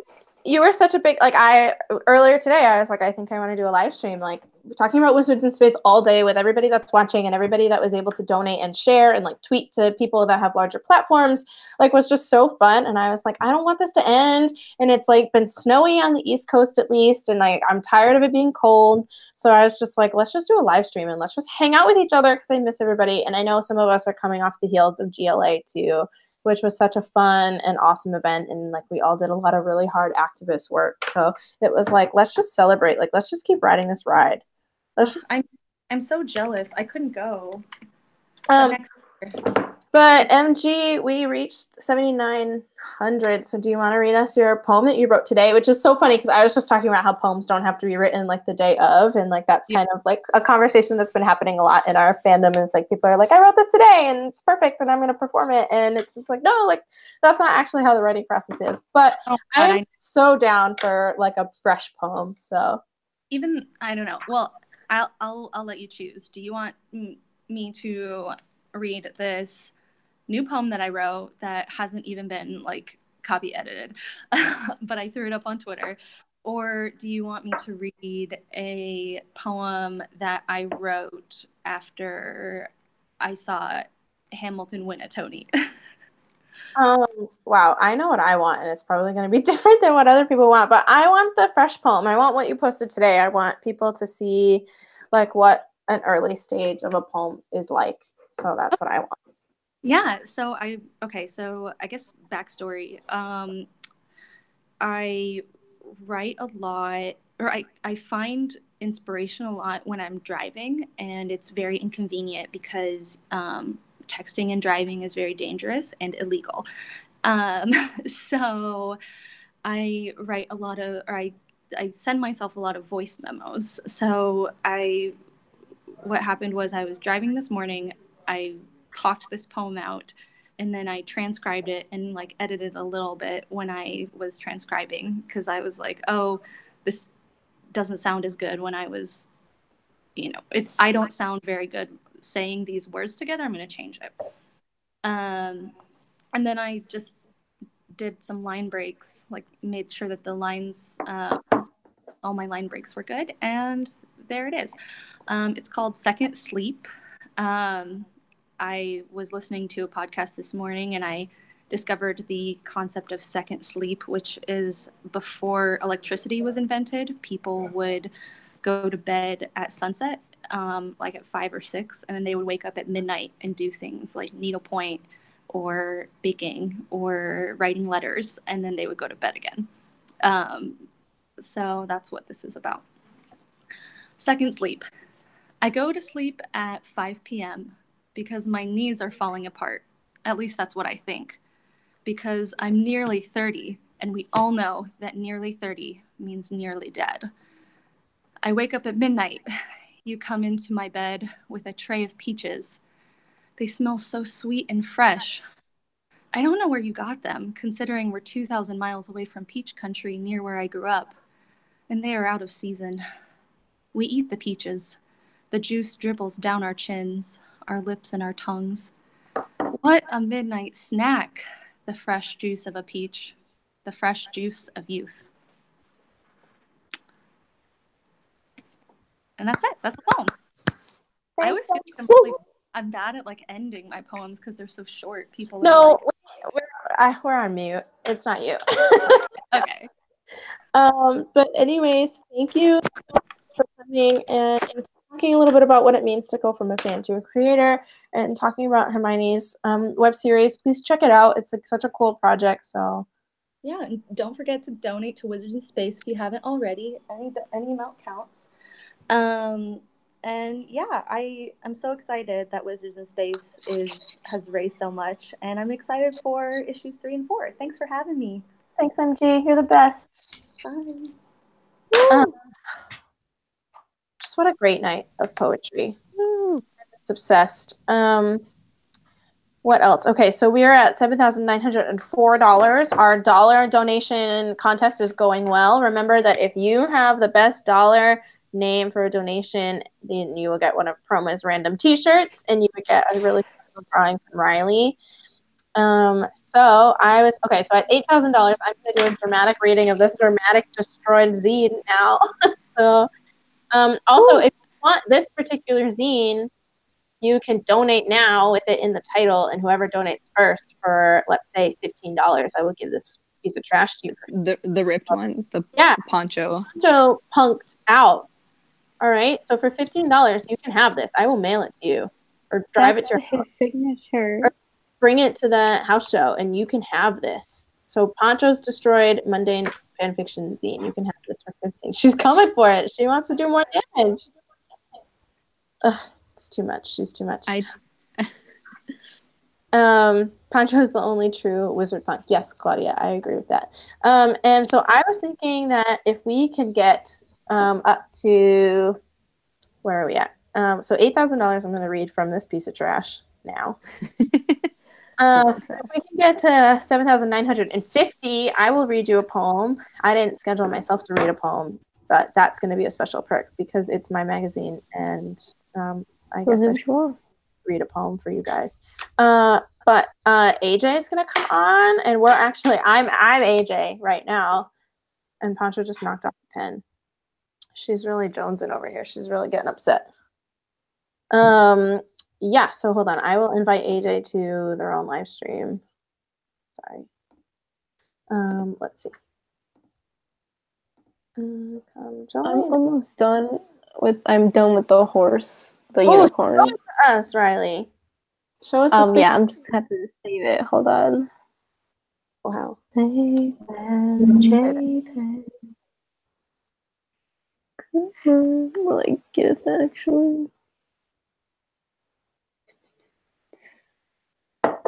I wonder what it was like. I was probably making faces the entire time trying to draw this. Show us the space unicorn. Where is the goddamn?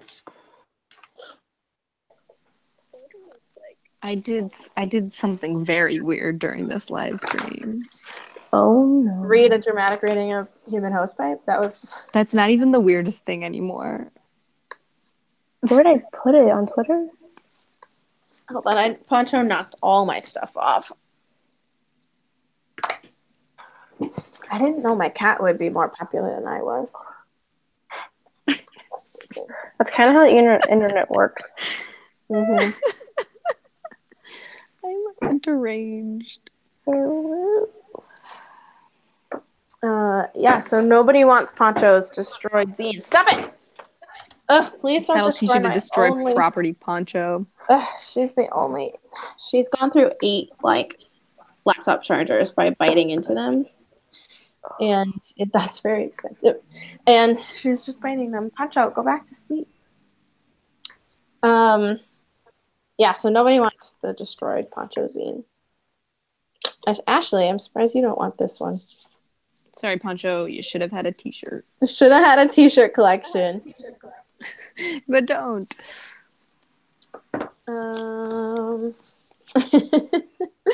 Okay, hopefully AJ can come on soon. AJ. Okay, I tweeted the unicorn. Oh, you tweeted the Riley, you look uncomfy. I was like, that's just me every time I finish an art. I'm just like, trying to put it on social media. That's true. You are like that. I've seen it. Own it. Destroyed now, so I can't. What have I done? Does anyone have any questions while we wait for AJ about like? Oh, thanks Hannah for the lipstick shout out. I have a question. Have you told everyone here about Wizards in Space, the name, where that came from? Oh, I kind of assumed that everybody knew, but I can talk about it. Let's just take a walk down memory lane. Okay, so before Wizards in Space, Literary Magazine was even a. She's just on terror right now. Before Wizards in Space was even a twinkle in my eye as a literary magazine, I always thought to myself, there is a severe part of Harry Potter canon that is missing, and that is whether wizards can travel in space. So that was really important for me to find out. So I really wanted to know. So I would tweet J.K. Rowling over and over again and be like, hey, can wizards travel in space? I really want to know. And she wouldn't say anything at all. And then I'd be like, hey, J.K. Rowling, can wizards travel in space? I really want to know. And that was that. And so then when it was NerdCon 2015, NerdCon Stories in Minnesota. Yeah. And they did an open mic. And it was the very first open mic in fandom, or open mic in general, that I was going to read at. And I read a poem called 4th of July. And it was one of these like spoken word poems that I had written and didn't realize I could read it out loud, and then I read it out loud, and it was seriously one of the most emotional experiences of my life. And I went back and sat down, and nobody had really heard me read before, and I sobbed into Melissa and Ellie's arms, first of all, because I just knew that, like, what I had done had changed my life and changed the course of my life, and it just felt so right. So then I decided to start a literary magazine because I knew I wasn't the only one that had stories to tell, original stories to tell within fandom spaces and beyond. And I wanted to make that happen for people. Can you guys hear Poncho destroying whatever's in my closet right now? No, probably not. Anyways, hi AJ. So I was driving one day and I was like, I need a name for a literary magazine. And if you've ever had to name a literary magazine before, it's very hard. And so I was just kind of talking to myself out loud, and I was like, okay, I want it to be a space for writing. I want it to be inclusive. I want it to be a safe space. I want it to be a safe space for writers. I want it to be a safe space for wizards. And I was like putting on that. And I kept saying the word space over and over again. And I kept saying the word wizards over and over again. And then finally I was like, Wizards in Space Literary Magazine. Like, it just felt perfect, and the brand kind of fell into place. And I also really wanted to work with Riley specifically because I loved their art, and I had seen a couple of things they had done, and I knew Riley was like super into this, super into space, super into this idea. So it just kind of all fell together. And so when I pitched it to Riley as Wizards in Space Literary Magazine, Riley was just like, heck yeah, I am in. So that was kind of like the whole inception of like the story and the brand and all this stuff. So yeah. You trusted a child. Well, the story goes is that I thought Riley was older than me. Now I'm 27. But a literal child. I didn't was know that. 9 when I got my second Save Ginny t-shirt. Or like my same age. And so I reached out to Riley and I said, do you want to come on board and help me out with this? I needed like an illustrator and I need somebody to do all the graphics. And Riley was like, sure. And I was like, okay, well, here's the timeline that I'm thinking of. And I gave them the months. And then Riley was like, okay, well, that sounds good because I haven't started studying for my SATs yet, so that would be great. And I was like, wait a second. You haven't started studying for your SATs, which means you aren't even near taking them. And this is how talented you are. And this is how awesome you are. And you haven't even taken them yet. And you haven't even gone to college. And you are a literal high school child. I'm tiny. But I hired them anyways because I really your art and I wanted to work with you specifically, so that's how you get it done. But now you're in college and you're gonna be an adult soon, so savor it while you're not an adult. Yeah. So. But okay, so please go check out Riley's Facebook. I haven't had the chance to do that. I'm going to do that now. It's on Twitter. And did you put it on your personal Twitter? Yeah. I will retweet it. And we also hit, it looks cool. We are at 7,959, which is after our special guest AJ, because Thursday I will be reading home. And I'll be taking requests in the chat because I didn't know I was going to do this. So if you have a favorite poem of mine that you want to read that's not a Harry Potter mundane fantasy and a destroyed Harry Potter mundane fantasy, great. So I want to introduce AJ. AJ is another person that is a huge supporter and huge member in the Wizards in Space community. So welcome, AJ. How are you?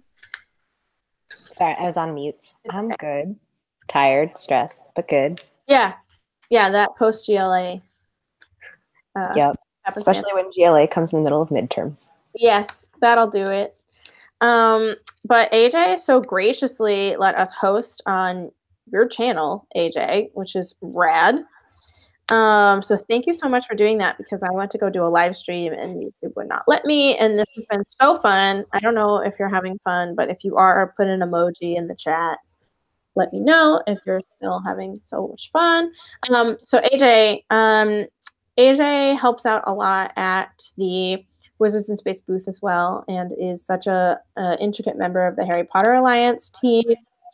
And I'm just such a huge fangirl over your writing. So I was hoping you would share something with us today as well.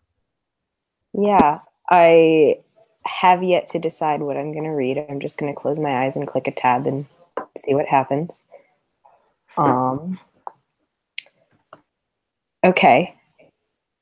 So sometimes it's hard for me to remember that I'm actually very, very, very new to this community.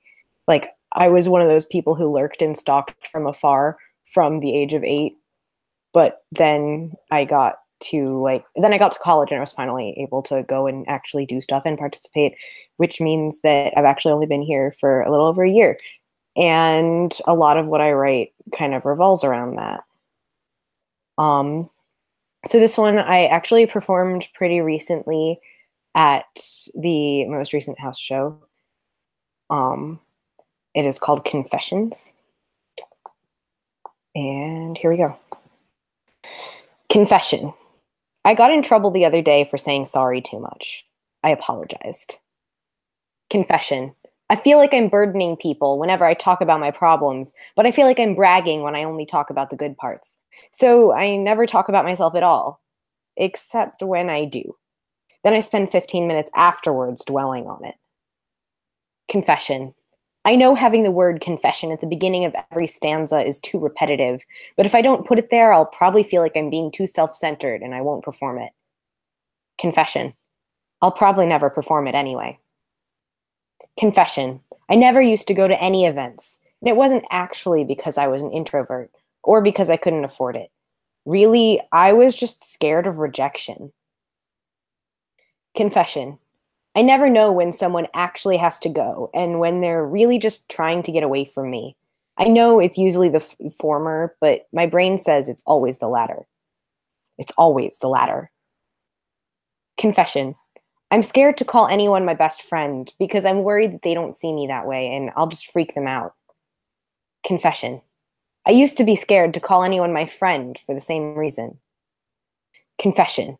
I was 19 years old the first time I realized that I had friends who liked me for me and not what I could do for them. I'm 19 now. Confession. I'm still not so sure about that last one. That's why I offer to help everyone with anything, even when I can't do much, even when I can only offer my YouTube channel for a live stream. Confession. I thought I was a Slytherin for years. It was a defense mechanism. Now I know I'm a Hufflepuff through and through, but I sometimes wonder if that's a defense mechanism too. Confession. I wanted this to gradually move from negative to positive to demonstrate the positive impact all my friends have had on me, but I haven't let go of the negatives quite as well as I thought. I know that these things are complicated though, and no progress is linear. My friends are pretty magical, but even magic can't make all my insecurities vanish. Only time can do that. Confession. I think I'm regressing. For a long time, I was secure in my place in this community, but now I've gone back to worrying all my friends actually hate me during every moment I'm not actively talking to them.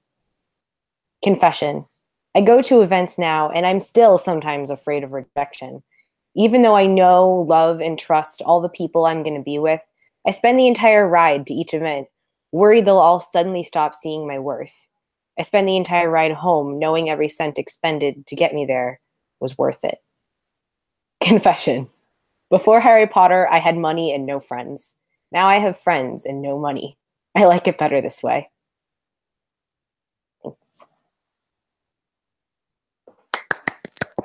In the original version, oh, sorry. No, tell that story. Oh, okay. So in the original version, there was another line at the end where I started to leave, and then I turned around and said, confession, I run the out of context Potterheads Twitter, Maddie too, and then everybody started screaming. And now my tagline is, I live for everyone's screams. Yeah, it's true. Does anyone have the photo in the chat, the photo of me finding out? Because I think you should share that, because it looks like my soul got ripped out of my face. But that actually happened to Voldemort. It's true. But AJ, I was hoping you could talk a little bit too about like your experience kind of coming into your voice and writing more and performing at an open mic. And like you said, like you're so new in this fandom, but like nobody would know that. Like I feel like you were at Prophecy with me and you probably weren't even born yet. That was in 2007. So, but yeah, it's just like I feel like you've been here forever and you're so involved in so many things, and you're also really rocking it in your personal life with transferring schools. I'm just putting your personal stuff out there, but yeah, so like you're just so cool, and I'm obsessed with you. That's all.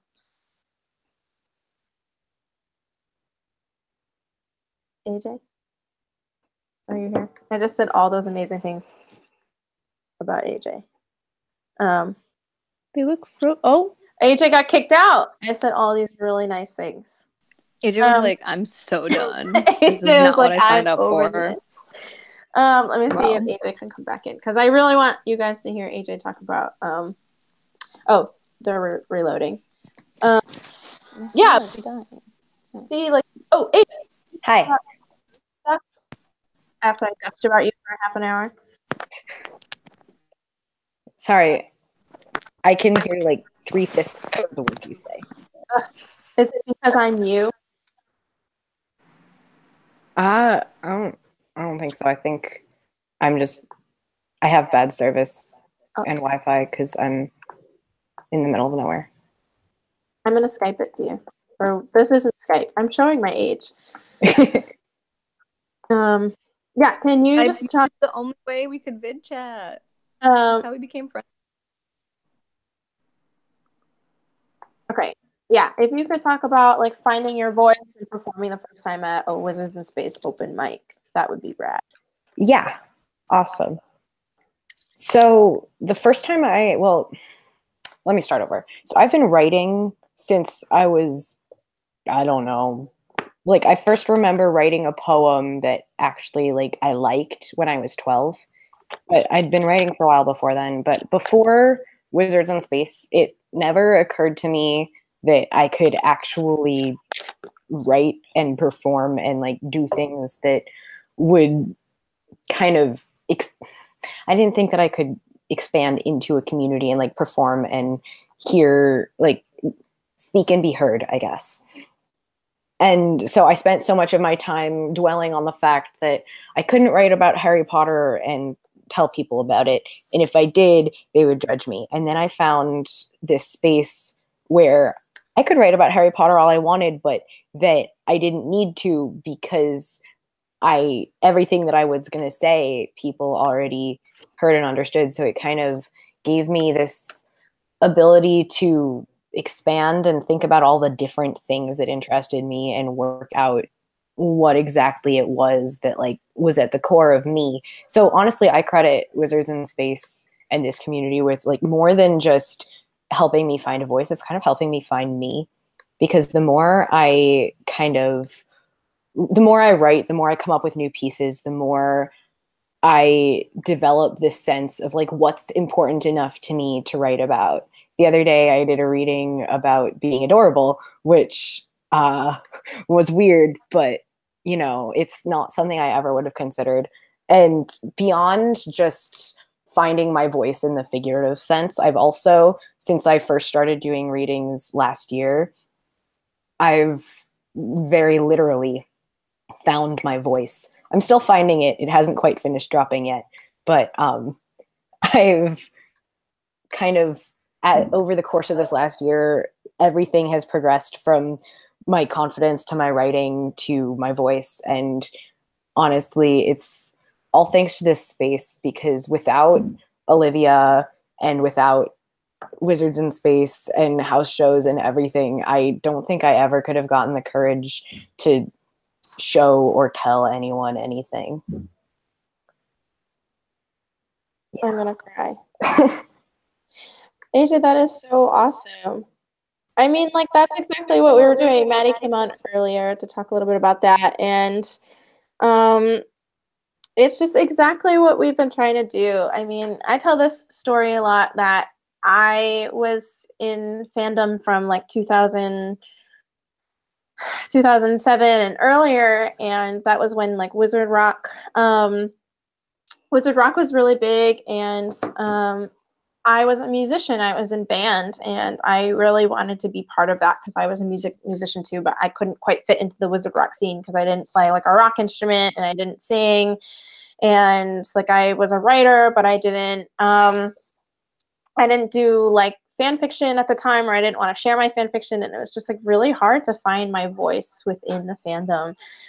So it's like interesting that that can still happen, like now that the fandom's kind of been around for so long. But it's so nice to kind of like try to break down these barriers of like who is a fan and who's a creator and who can perform and all that stuff. So I just want to say thank you. I think we lost AJ, but AJ, bro, back. But AJ, just like, it's so lovely to have you, and I think you're a great testament to the fact that we are still accepting applications for like the biggest Harry Potter fan in the world. Still like accepting applications for like who wants to come to like weird basement shows and being on live streams, help us set this up and help us do this. So it is never too late to get your friends to join the Harry Potter fandom is basically what I'm trying to say. AJ, you're the best.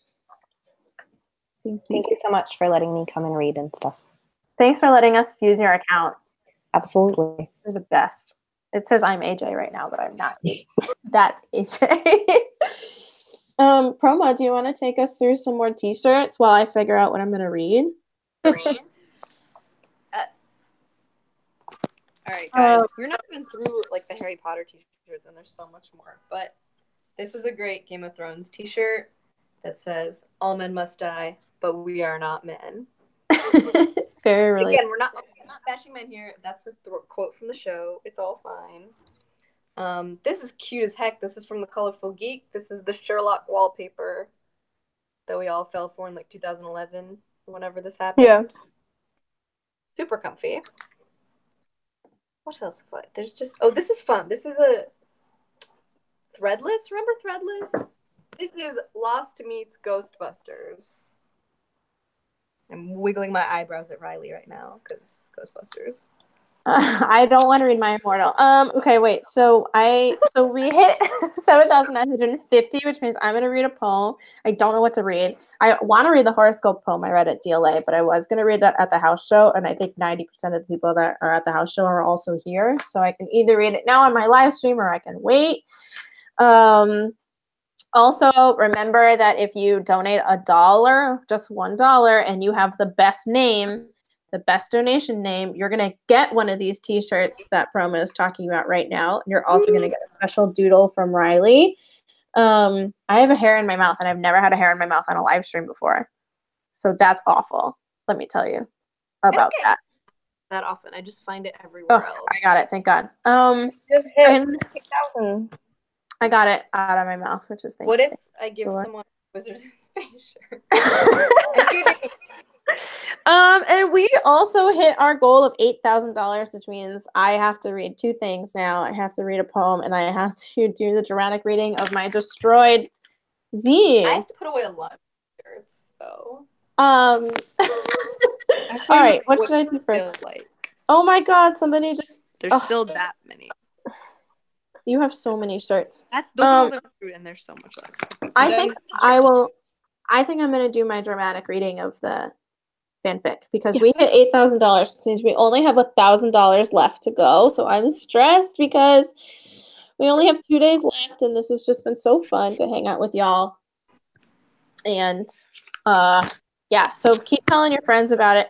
Also, I want to point out that Poncho bit an exact heart when she bit this. So if you want this, it can be yours because I'm just going to throw it in the trash after this. Okay. I'm going to do this. Okay, so this is my mundane Harry Potter fanfiction zine. And I'll read through them all. Okay, so the first one, which thank God I memorized it because it's destroyed. Hey, said Harry. Hey, said Ron. That's it. That's number one. Thank you so much. Emojis in the chat if you liked it. Okay. Somebody just texted me and said I should auction the Poncho Bitten paper, and I already did that, and nobody wants it. So thanks for that suggestion. But I think somebody should buy this. Okay. If it's not $15, I'll take 10. Harry and Ron communicate so much with so little, you know? Like, they're just really good communicators, I think, and they're really, like, compassionate and empathic, and they, like, understand each other, and they understand other people, you know? Ron and Harry? Yep. Yeah. That's those guys. Yeah. They get it, you know? Okay, so this is the second one in the zine. Hermione got up in the morning and looked in her mirror on the bedside table. She tugged at a matted knot in her hair and sighed. Whatever. That's it. That's number 2. Thank you so much. Are you bored? Because these are so boring. Just boring Harry Potter fan fiction. Who among us has not tugged at a knot of hair and said, whatever? I did that this morning. Okay, and this actual zine that I'm reading from could be yours if you want it with the heart-shaped Poncho Bite in it. I'll take it for whatever you want. Okay, Ashley, this is for you. I'm so happy you're enjoying it. Okay, this is the third one. The third piece in this installment is give the poncho zine to Ashley for $10. Oh, I think that wins. Wow. Ashley, do you want this? Yeah. Hello, Ashley. Okay. Don't you think Ron is getting kind of cute? Lavender said one morning during breakfast at the Great Hall. Oh, Proma, I should have checked this with you. I don't know how to say this name. Pavarti? No, you don't get to ask anymore. You go look at my pinned tweet. I know. I'm fucked up. Yeah, I was like, didn't she tweet about it? I fucked up. Can you teach me? Go. I'm going. I'm searching on the tweets. Pavarti? Parvati. Riley wins. Parvati? Perfect. Okay. Okay, I'll start over. Parvati. I can say it now. Okay. Don't you think Ron is getting kind of cute? Lavender said one morning during breakfast at the Great Hall. Parvati froze mid pumpkin juice pour. Sure. I really like these though. You know what we need to do? I'm thinking we need to film these. Like mini, like vines. Yeah. Harry Potter like vines. It's not even sketches. It's just like Harry Potter like ultra shorts, mundane Harry Potter. Slice of life. Yeah. Look at Olivia's face. We got it. We're doing it. Next We're doing it. Okay. House show. Wait, this is my favorite one. You ready? There's a couple more, but this one's my favorite. Riley is so ready. Okay. One evening, Hermione, Ron, and Harry were studying in the library. Hermione, you okay? Harry said. Look, y'all, my cramps are too bad for this tonight, you guys. I'm going to bed, Hermione said, before closing her books and heading for the door of the library. Ron slowly looked up from his book he was staring at, slightly out of focus. Okay, feel better? He said, but she was already gone. That's correct. That's correct. That is correct. Thank you, everybody. Thank you so much. Okay, this is also one of my favorites. The house elves placed the bacon on the platter and sent it upstairs to the Great Hall. The Great Hall ceiling shifted a bit, looking a bit more like rain. I love these. They just make me like, I don't know, calm, but like also like I'm at Hogwarts right now, and this is somebody else said that. Who said that? Was it Maddie? I feel like they're very calming. Okay, this is the last one. It's the climactic finish of them all. And MG, thank you for being on the show. Oh my God, Pancho just bit me. She really doesn't like me right now. Okay, the finale. Your best friend looked up from the plate of eggs and bacon she was eating. Have you ever realized that everyone who died at the Battle of Hogwarts missed the release of All-Star by 2 days? Actually, you said without looking up, that's off by a year. All-Star was released in 1999, not 1998. Me, an intellectual. Fact check. I feel like since All-Star came back and became so big in the fandom, that has become the new, like, the Nagini is the snake from the zoo fact. That's like only real fans know. It is. Okay, so I know that I owe you a poem, but I really want to bring on my friend Paige. And Paige, thank you for your patience. I hope you're still awake. Paige, are you still here? Paige is like a behind the scenes person with Wizards in Space. They are always hearing out my ideas, and they were one of the big advocates for me just being like, I'm gonna do a live stream tonight, and they were just like, yeah, you should heckin' do it. And I was like, okay. And Paige has read a bunch of the house shows and really writes this really special poetry, and also makes some of my all-time favorite scenes, which I've asked them to read from. So Paige is going to come up. Ashley, I hope you're happy. Somebody paid me $10 after this. Hey! Paige is here. Oh, Hi. Paige, I see you. Hello.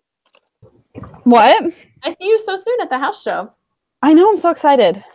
So I introed you a bit, and I just said that you were kind of, I don't know, were you listening? I don't know. I heard like half of it, and then I muted it so I could get it going. Yeah, so you're just rad, and you help me out a lot with like a lot of my personal writing, and you've been helping me kick off my Instagram poetry, and I think that we really help each other out and kind of like live this like writing creator thing side by side. And Paige is like the best crafts and has the best ideas and just executes them so well.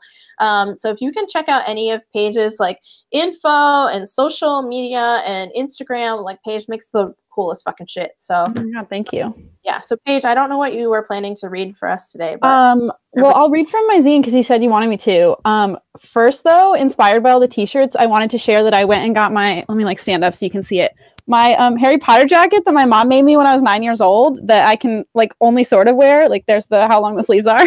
Whoa. And, yeah, I don't. My mom like might be watching. I'm not sure. Anyway, I used to try to wear it to Wizard Rock shows, but I like can't move my arms in it, so I don't do that anymore.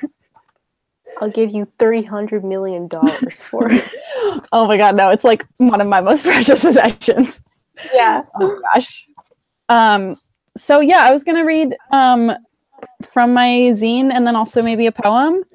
My zine is called However, That Is Not to Say It Was Inadequate, an annotated anthology of 3-star reviews, because I'm really passionate about 3-star reviews. And I actually have not like looked at this since I finished it 6 months ago, and I was flipping through it deciding what to read, and it's very, very funny. Anyway, I'm going to read two of them.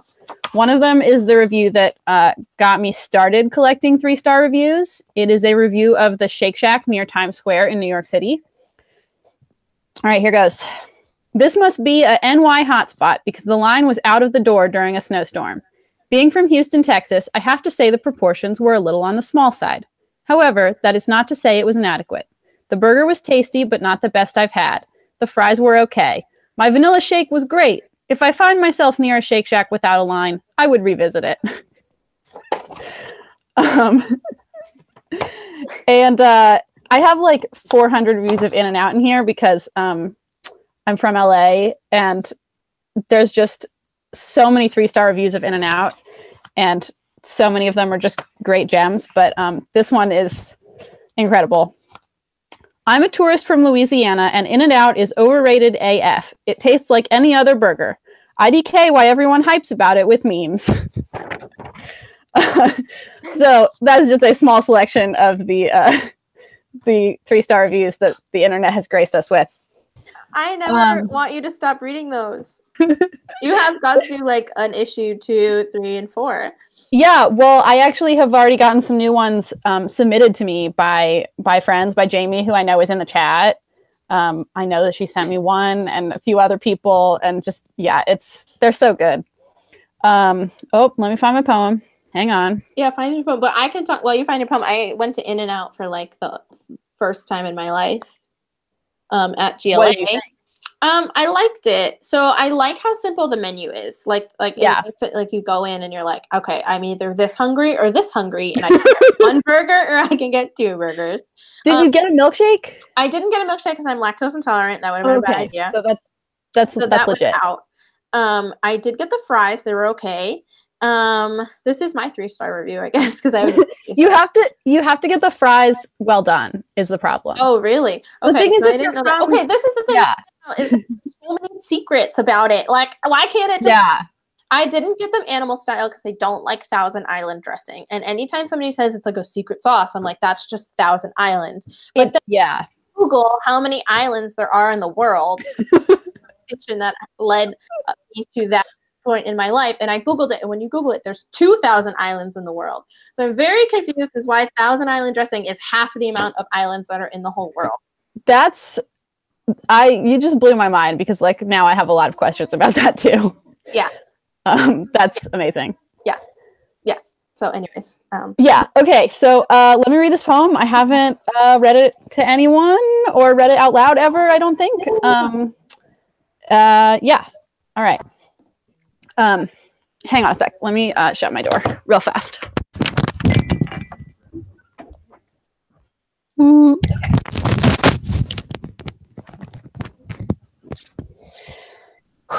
It is untitled.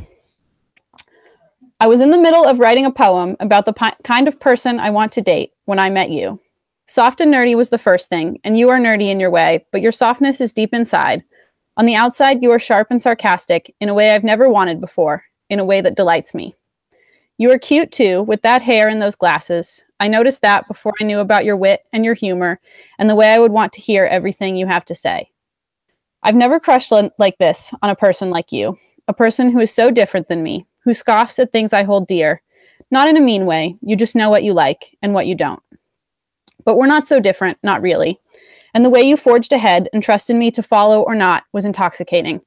I want to be a person who can break the rules just enough to have wild adventures with people like you. That's it. I love it. I love it. I love it so much. Thank you. I want to ask you more questions because I think you're so cool. Yeah.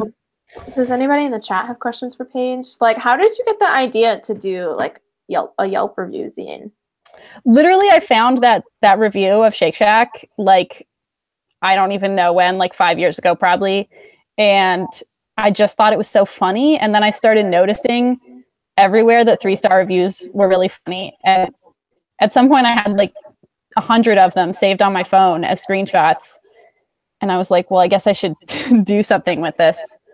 And I mean, part of it was like being in the fandom and like,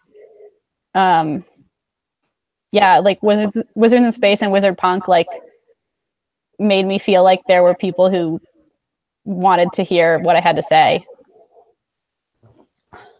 Yeah, I mean, that's exactly it. And I think that something too is like, it can be hard to feel like somebody's fan and somebody's friend and somebody's supporter, like all those things. And so Wizards in Space has been really trying to take those like labels and like blur those lines that the fandom has done a really good job of doing over the years, but kind of just like elevate that. And yeah, if you want to be a writer and if you want to be a fan of your friend's writing, like you can be both those things. And so Paige, I think that you and I emulate that really well. Like I am like your #1 fan. But we also like give each other like really good critiques and we like help each other parse through ideas and like that doesn't always feel like what a fan would do, but that's okay because like I'm your friend or like your fan and like somebody that like workshops with you too. Yeah. So. I think it's like so cool to have relationships like that where you're equals, but you also think each other are really cool. Like I think that's what fandom is best at, is everyone being like, wow, look at this like awesome group. Like you were like, I want to do a live stream. And I was like, yeah, we'll totally make that happen. Like, of course this group of people like wants to have a live stream and make that a cool reality. Cause that's what we're all about. It's just like making stuff together. Yeah. And it feels so cool. It just feels really, really, really awesome. Yeah. Paige, do you have anything else you want to read? I don't think so. That's fine. So we are at $8,011, which is weird because that's my birthday. So if somebody donates $1 right now, it'll be AJ's birthday. So somebody should do that because AJ. A birthday that's in money. You don't. But I owe you guys a poetry performance too. So I don't know, Paige, over here, do you have any suggestions? You've read literally all my poems. And Hannah and Roma too. They have read all my poems. And I like the museum one and the grocery store one. Oh, grocery store could be fun. Yeah. What do you think, Proma? I don't know about, I feel like I can't identify your poems as easily. Like I remember a lot more essays. I could read the If My Heart Were a Museum poem, which goes through like if my heart was a museum. Or I could read my grocery store poem, which is about online dating. Do the museum poem. Do the museum poem? All right. It's kind of also about dating. Everything I do is about dating. We just got a contribution. Dating's rough. Dating sucks. Dating is really rough, yeah. Dating sucks. Don't date, everyone who's watching this. We got a birthday. Somebody donated us AJ's birthday amount. So, Hannah's just saying both. Okay, so let me find this poem. And I think I'm going to take my headphones out because I'm getting like weird reverb in my face. Where is it? Oh, here it is. Okay. Okay, can you guys still hear me? Wow, that is weird. My ears like blocked from GLA and they never unblock. So now my hearing's all messed up. I haven't read this poem in a while, and it's kind of long, so buckle in. But remember to keep telling your friends to donate, because if we read then we are totally funded. And then I have some really cool secret perks that we could maybe, or some stretch goals that we could release tomorrow probably, so I can like write my thoughts about them. But yeah, if you can keep trying to get your friends to donate, or your parents or your friends or people that you know would be interested in like fostering this community and fostering writing and safe, inclusive spaces, then that would be cool. And I think we'll wrap up soon too, because I have a day job. But anyways, I'll read this. Okay, so this is called If My Heart Were a Museum. If my heart were a museum, it would have crisp white walls. And pure white, too. None of that eggshell nonsense. Pure white. So when my heart beat, you could see the red pulsing through the walls.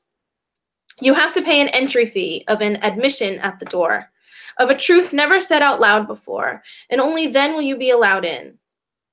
You'll join the other guests milling about, quietly pointing at my insides, as the red of my heart casts a soft glow on your face. People will linger, staring at parts of my history, the parts that make me, me. The pillow I've had since I was 7, the blanket I still have from my crib, rare home footage of friends and family, the ache I feel to travel, put neatly together in a postcard exhibit of all the places I'll never see. My cat sleeping in her chair, a boy wizard in his vintage form, a book I stole from my 5th grade classroom with a placard that says, "I'm sure my teacher would have just given this to me had I asked." You would have an exhibit all to yourself. The bones of our relationship too new to be fossilized, yet on display as if we were an example of anthropology gone wrong. In one room, a collection of all the phones you ever fixed for me, and in another, the gifts I tried to tell you to buy your mother. Another with pictures of me every time I fell, placed together with colored string, a rainbow spiderweb of my dependency, of every time you picked me back up. Rows of televisions catalog every Netflix show we watched together, and a shelf of books I wanted you to read, but you never did. And in the far back room, a tiny room with a ring that no longer belongs here. In daily, I design propaganda that says I'm fine, I'm fine, I'm fine, I'm fine. Most exhibits I'll curate myself.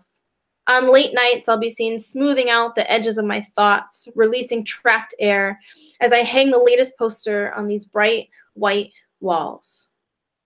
There is a museum in Boston built by a woman, Isabella Stewart Gardner.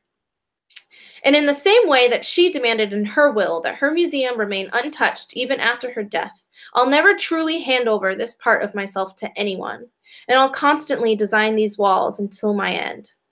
Because if pieces of me went missing or were stolen, they'd forever remain as empty frames on the wall. Even if the reward exceeds the value of the missing, everyone knows these parts of me will never return.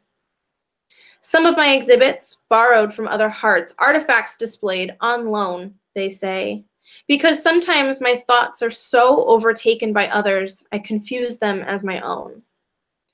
Lone viewers with thoughts so loud you'll feel the static in the air, thinking how each exhibit reflects or rejects their ethics. Couples lean into whispers, stand close, and discuss my value, or guess at my intentions, my techniques, or lack thereof. I could do that, one person whispers. And another says, I wish I could do that. And some say, that's cool. And others won't say anything at all. Thank you.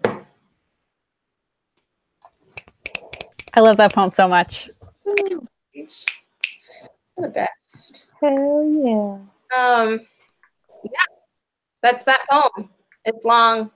It still needs work, but I'm glad you guys like it because it's really good.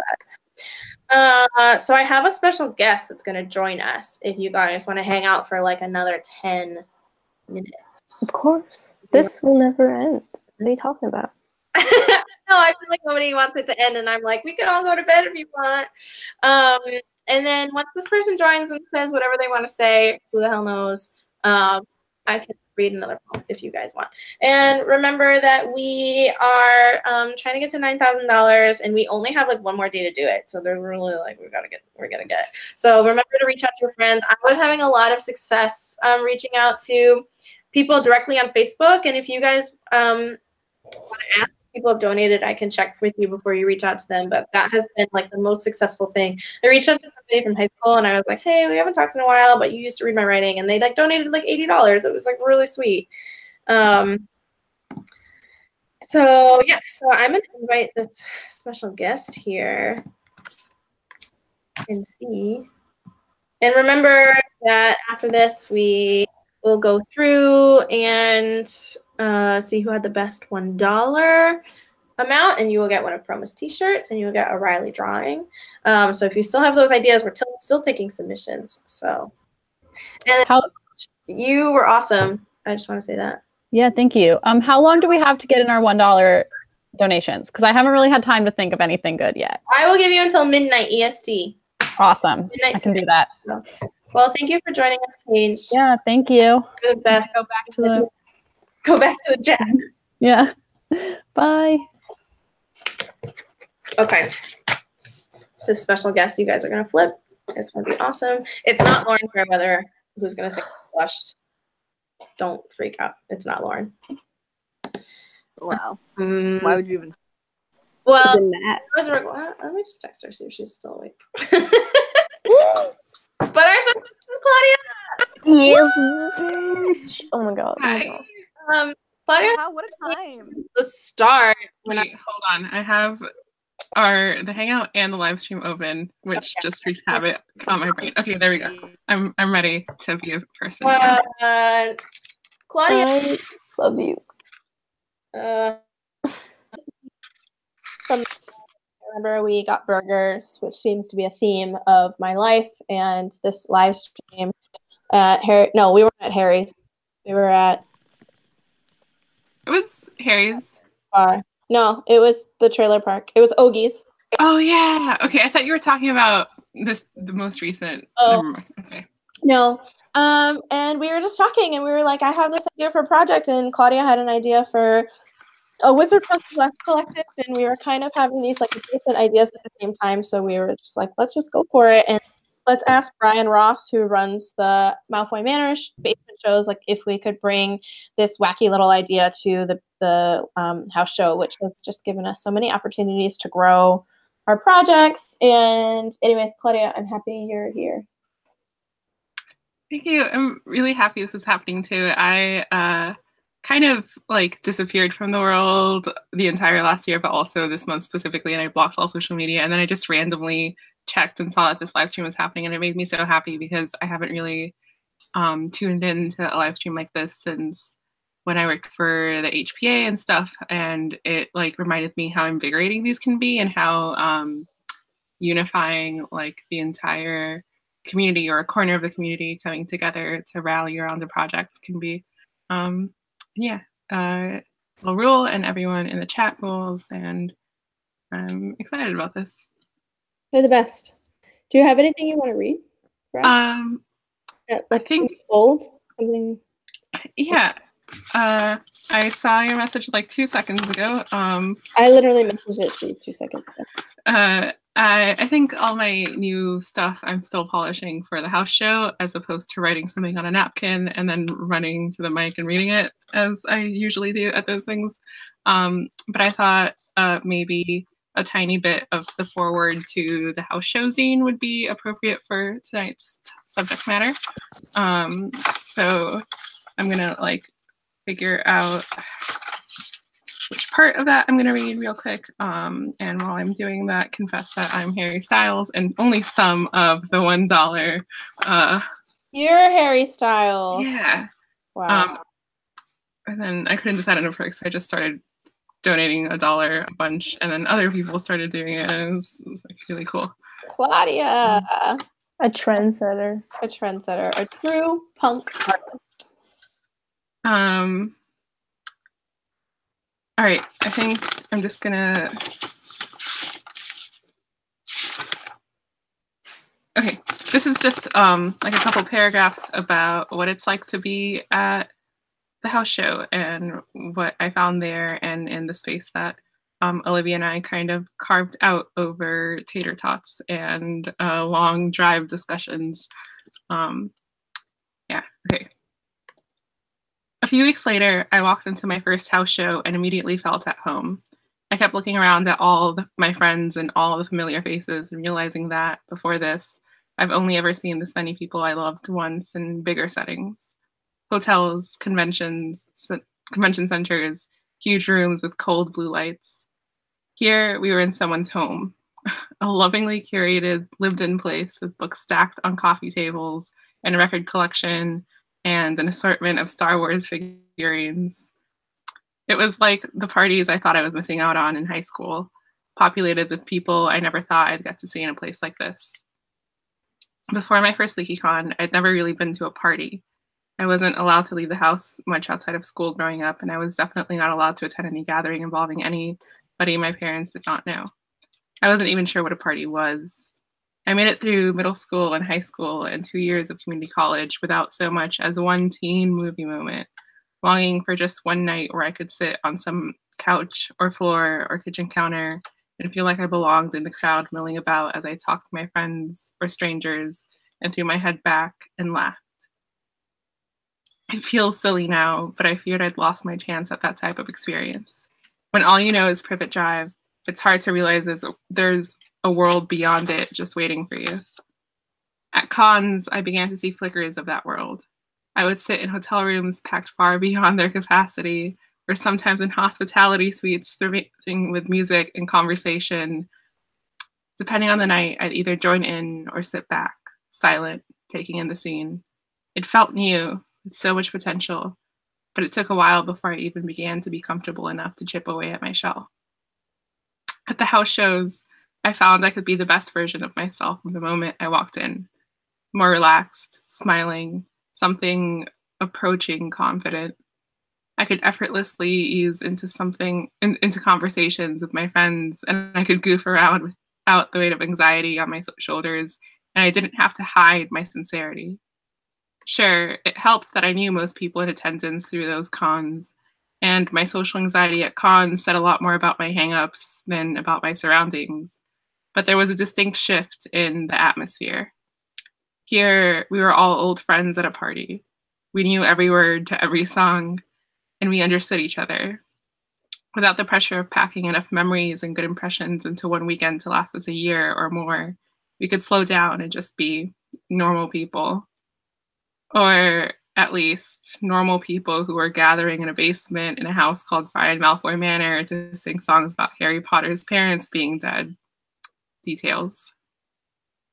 I think I'm gonna stop it there because this thing is really long.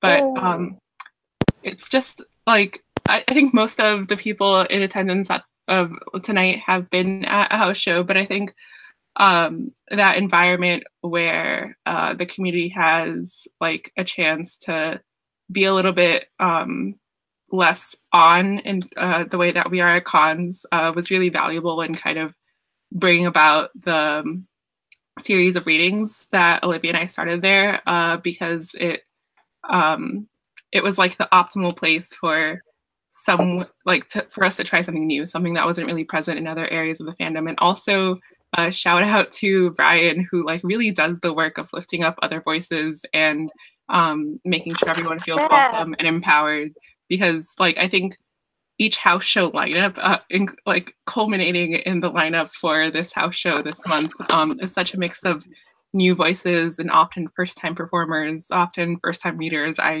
My first ever time reading in front of an audience was there, and then like old school established bands like the Whomping Willows and Harry and the Potters, and it's really neat to see that combination, everyone sharing the same stage and talking and having fun in a way that isn't always there at cons. Yeah. Claudia, and for context, for those who were at like the house show where this debuted, this is just from a zine in tribute to the house show that just compiled like a foreword and then a bunch of really cool little testaments to why that space is special from a bunch of people in the community. Yeah. Claudia, you're so cool. Yeah. Oh. I You've think got us all too, crying. Like us all crying, and I think that's something that I'm sure we all struggle with is that it can really feel like the impact that we're making within the community and within the fandom like kind of exists within the bubbles that we're physically in. And that's something that I've been thinking about a lot. And this live stream tonight has shown me that that's like not always the case, because it sounds like Wizards in Space has really made an impact in a lot of your lives. And I want to say that Claudia has also made such a big impact on this fandom, because like even just at GLA this weekend, there's so many zines being passed around, and so many like people that just are trying new things for the first time. And I really think, Claudia, that you had a lot to do with like giving people a space to like just try something, and that it doesn't have to be polished and it doesn't have to be perfect, but if you want to put something out in the world, you can do that. And so like I just want you to know that your impact has like spanned conferences and communities, and I don't know, you're very cool. Thank you. No, that means so much to me, and it's really cool whenever like people come up to me and show me zines that they've made. At, like that happened a lot at NerdCon and stuff, and I think like it's very touching and moving and empowering for me personally, but it also reminds me about how like we all, when we speak up or when we listen, like we have tiny parts in every work that comes out of this community. And I think like I'm very conscious of that with anything that I read or anything that I make, in that a lot of it is like either it comes back to conversations that I had with you, Olivia, or conversations in like on panels, or just larger conversations in the fandom, but also just the things that I hear when I listen to people read or when I listen to songs. And everyone, like, at least for the things that I read, there are so many tiny pieces of a lot of people that I really care about in them, and it's really cool.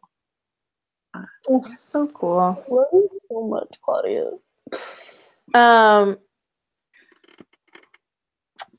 You're just the best. My mom texted me and she was like, very impressive. Thanks, Mom. Everybody's mom is watching. So I thought that I would wrap up here, because I know a lot of us have jobs, and this has been a really wonderful like couple hours, and it's an awesome feeling that I know that I can give an hour and a half notice that we're going to do a live stream, and that so many of you are going to come hang out and wear your Wizards in Space t-shirts and be doing readings, and just like kind of grab the nearest thing to you that you worked on last or that you are proudest of, and that you'll come on the live stream and read. So I can proudly say that hopefully I will be able to stream from the actual Wizards in Space YouTube or my own YouTube soon. And maybe we can make this a monthly club. Monthly sounds aggressive. I said it. I don't mean it. Monthly sounds aggressive. But a special thing once in a while to know that people would be into something like this. And we can kind of take that house show idea and bring it live to the internet.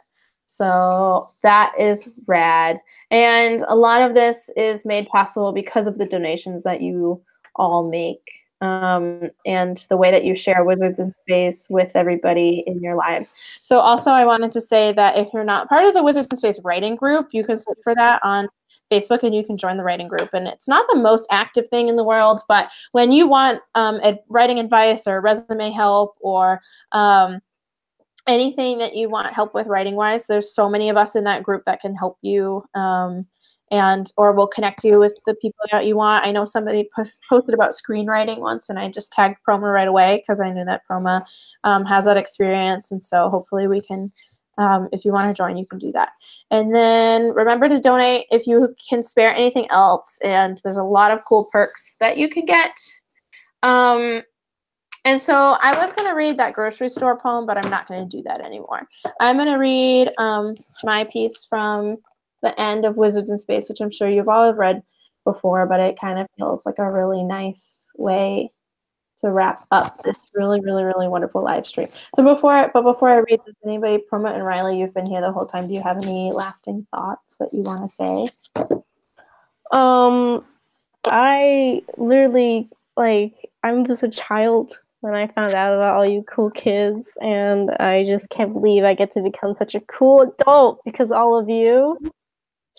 And I just love you all so much. Oh. You're so cool.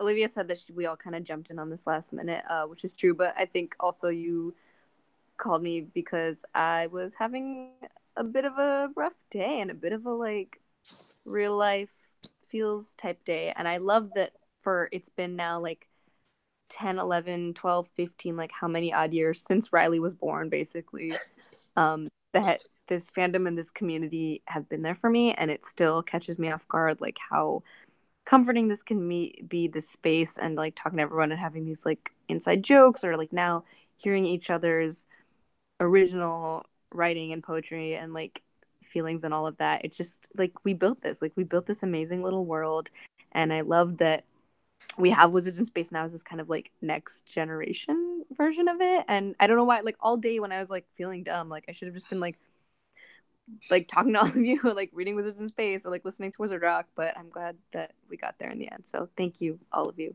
And Olivia. You're the best. I actually reached out to you because nobody is funnier in this fandom than you.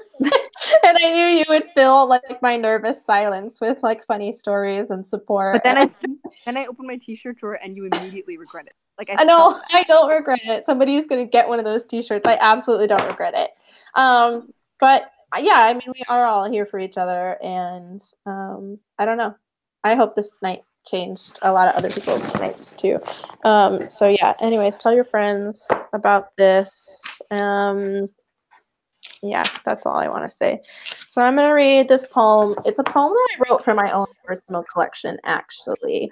And I hope that when I do release this 80-page poetry thing that I have, that this will still be in it, because I want it to have more than one home. I think that that's okay for poetry to have more than one home and more than one purpose. And so when I wrote this, I wrote it kind of as this empowering piece for my own collection and my own story. But as we were working on Wizards in Space issue 2, I just felt like it was something that could really fit in this collection too. And I know that 2016 and 2017 have been challenging years for a lot of people. So this is kind of an ode to recognizing that and also empowering you through it. So I'm going to read this, and then we can send a bunch of emojis in the chat, and we can talk about Pancho, and then we can all go to bed. So you're all wonderful, and I'm sad because I love you all so much, and it's just very emotional. Okay, that's all I have to say. Okay, so this is a piece called Tug of War. Do you find yourself constantly on the losing end of a tug of war? Constantly wrapping rope around your hands, constantly thinking how easy it would be to fall forward, to fall backward, to fall. Yet instead, you pull harder. Instead, you dig in your heels so hard the mud kicks up on the back of your calves, and your fingers turn so red they look like fire, and your knuckles turn so white they look like ash. Because on the other side of the rope, that one that you refuse to let go of, is the hardest thing to pull from, to fight with, to fight for. Sometimes on the other side of the tug of war is yourself, the hardest person there is to beat. Do you know how incredible you are? Look down at your blood-stained, rope-burned hands. You're a warrior. Keep fighting. You're winning. That's it. We're winning. You're winning. So much. I finally found a typo in a Wizards in Space book. To end on that. So much.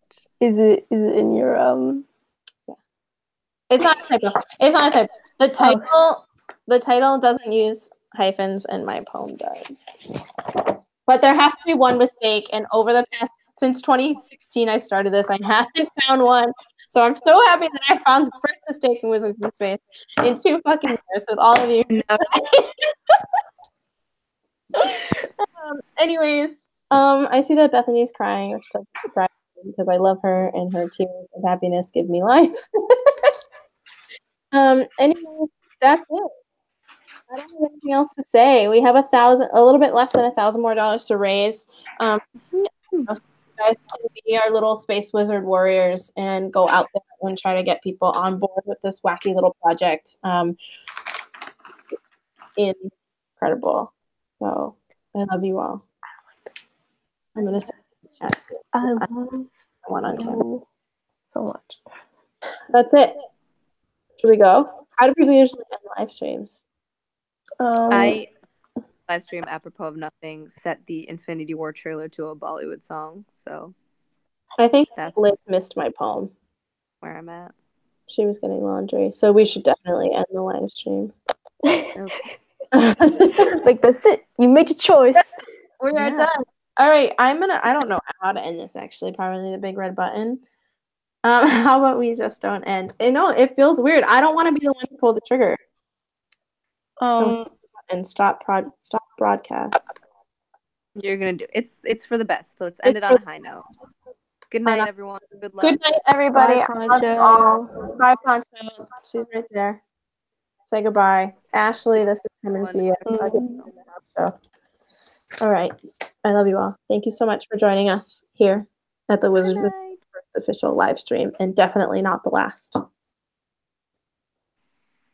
Farewell.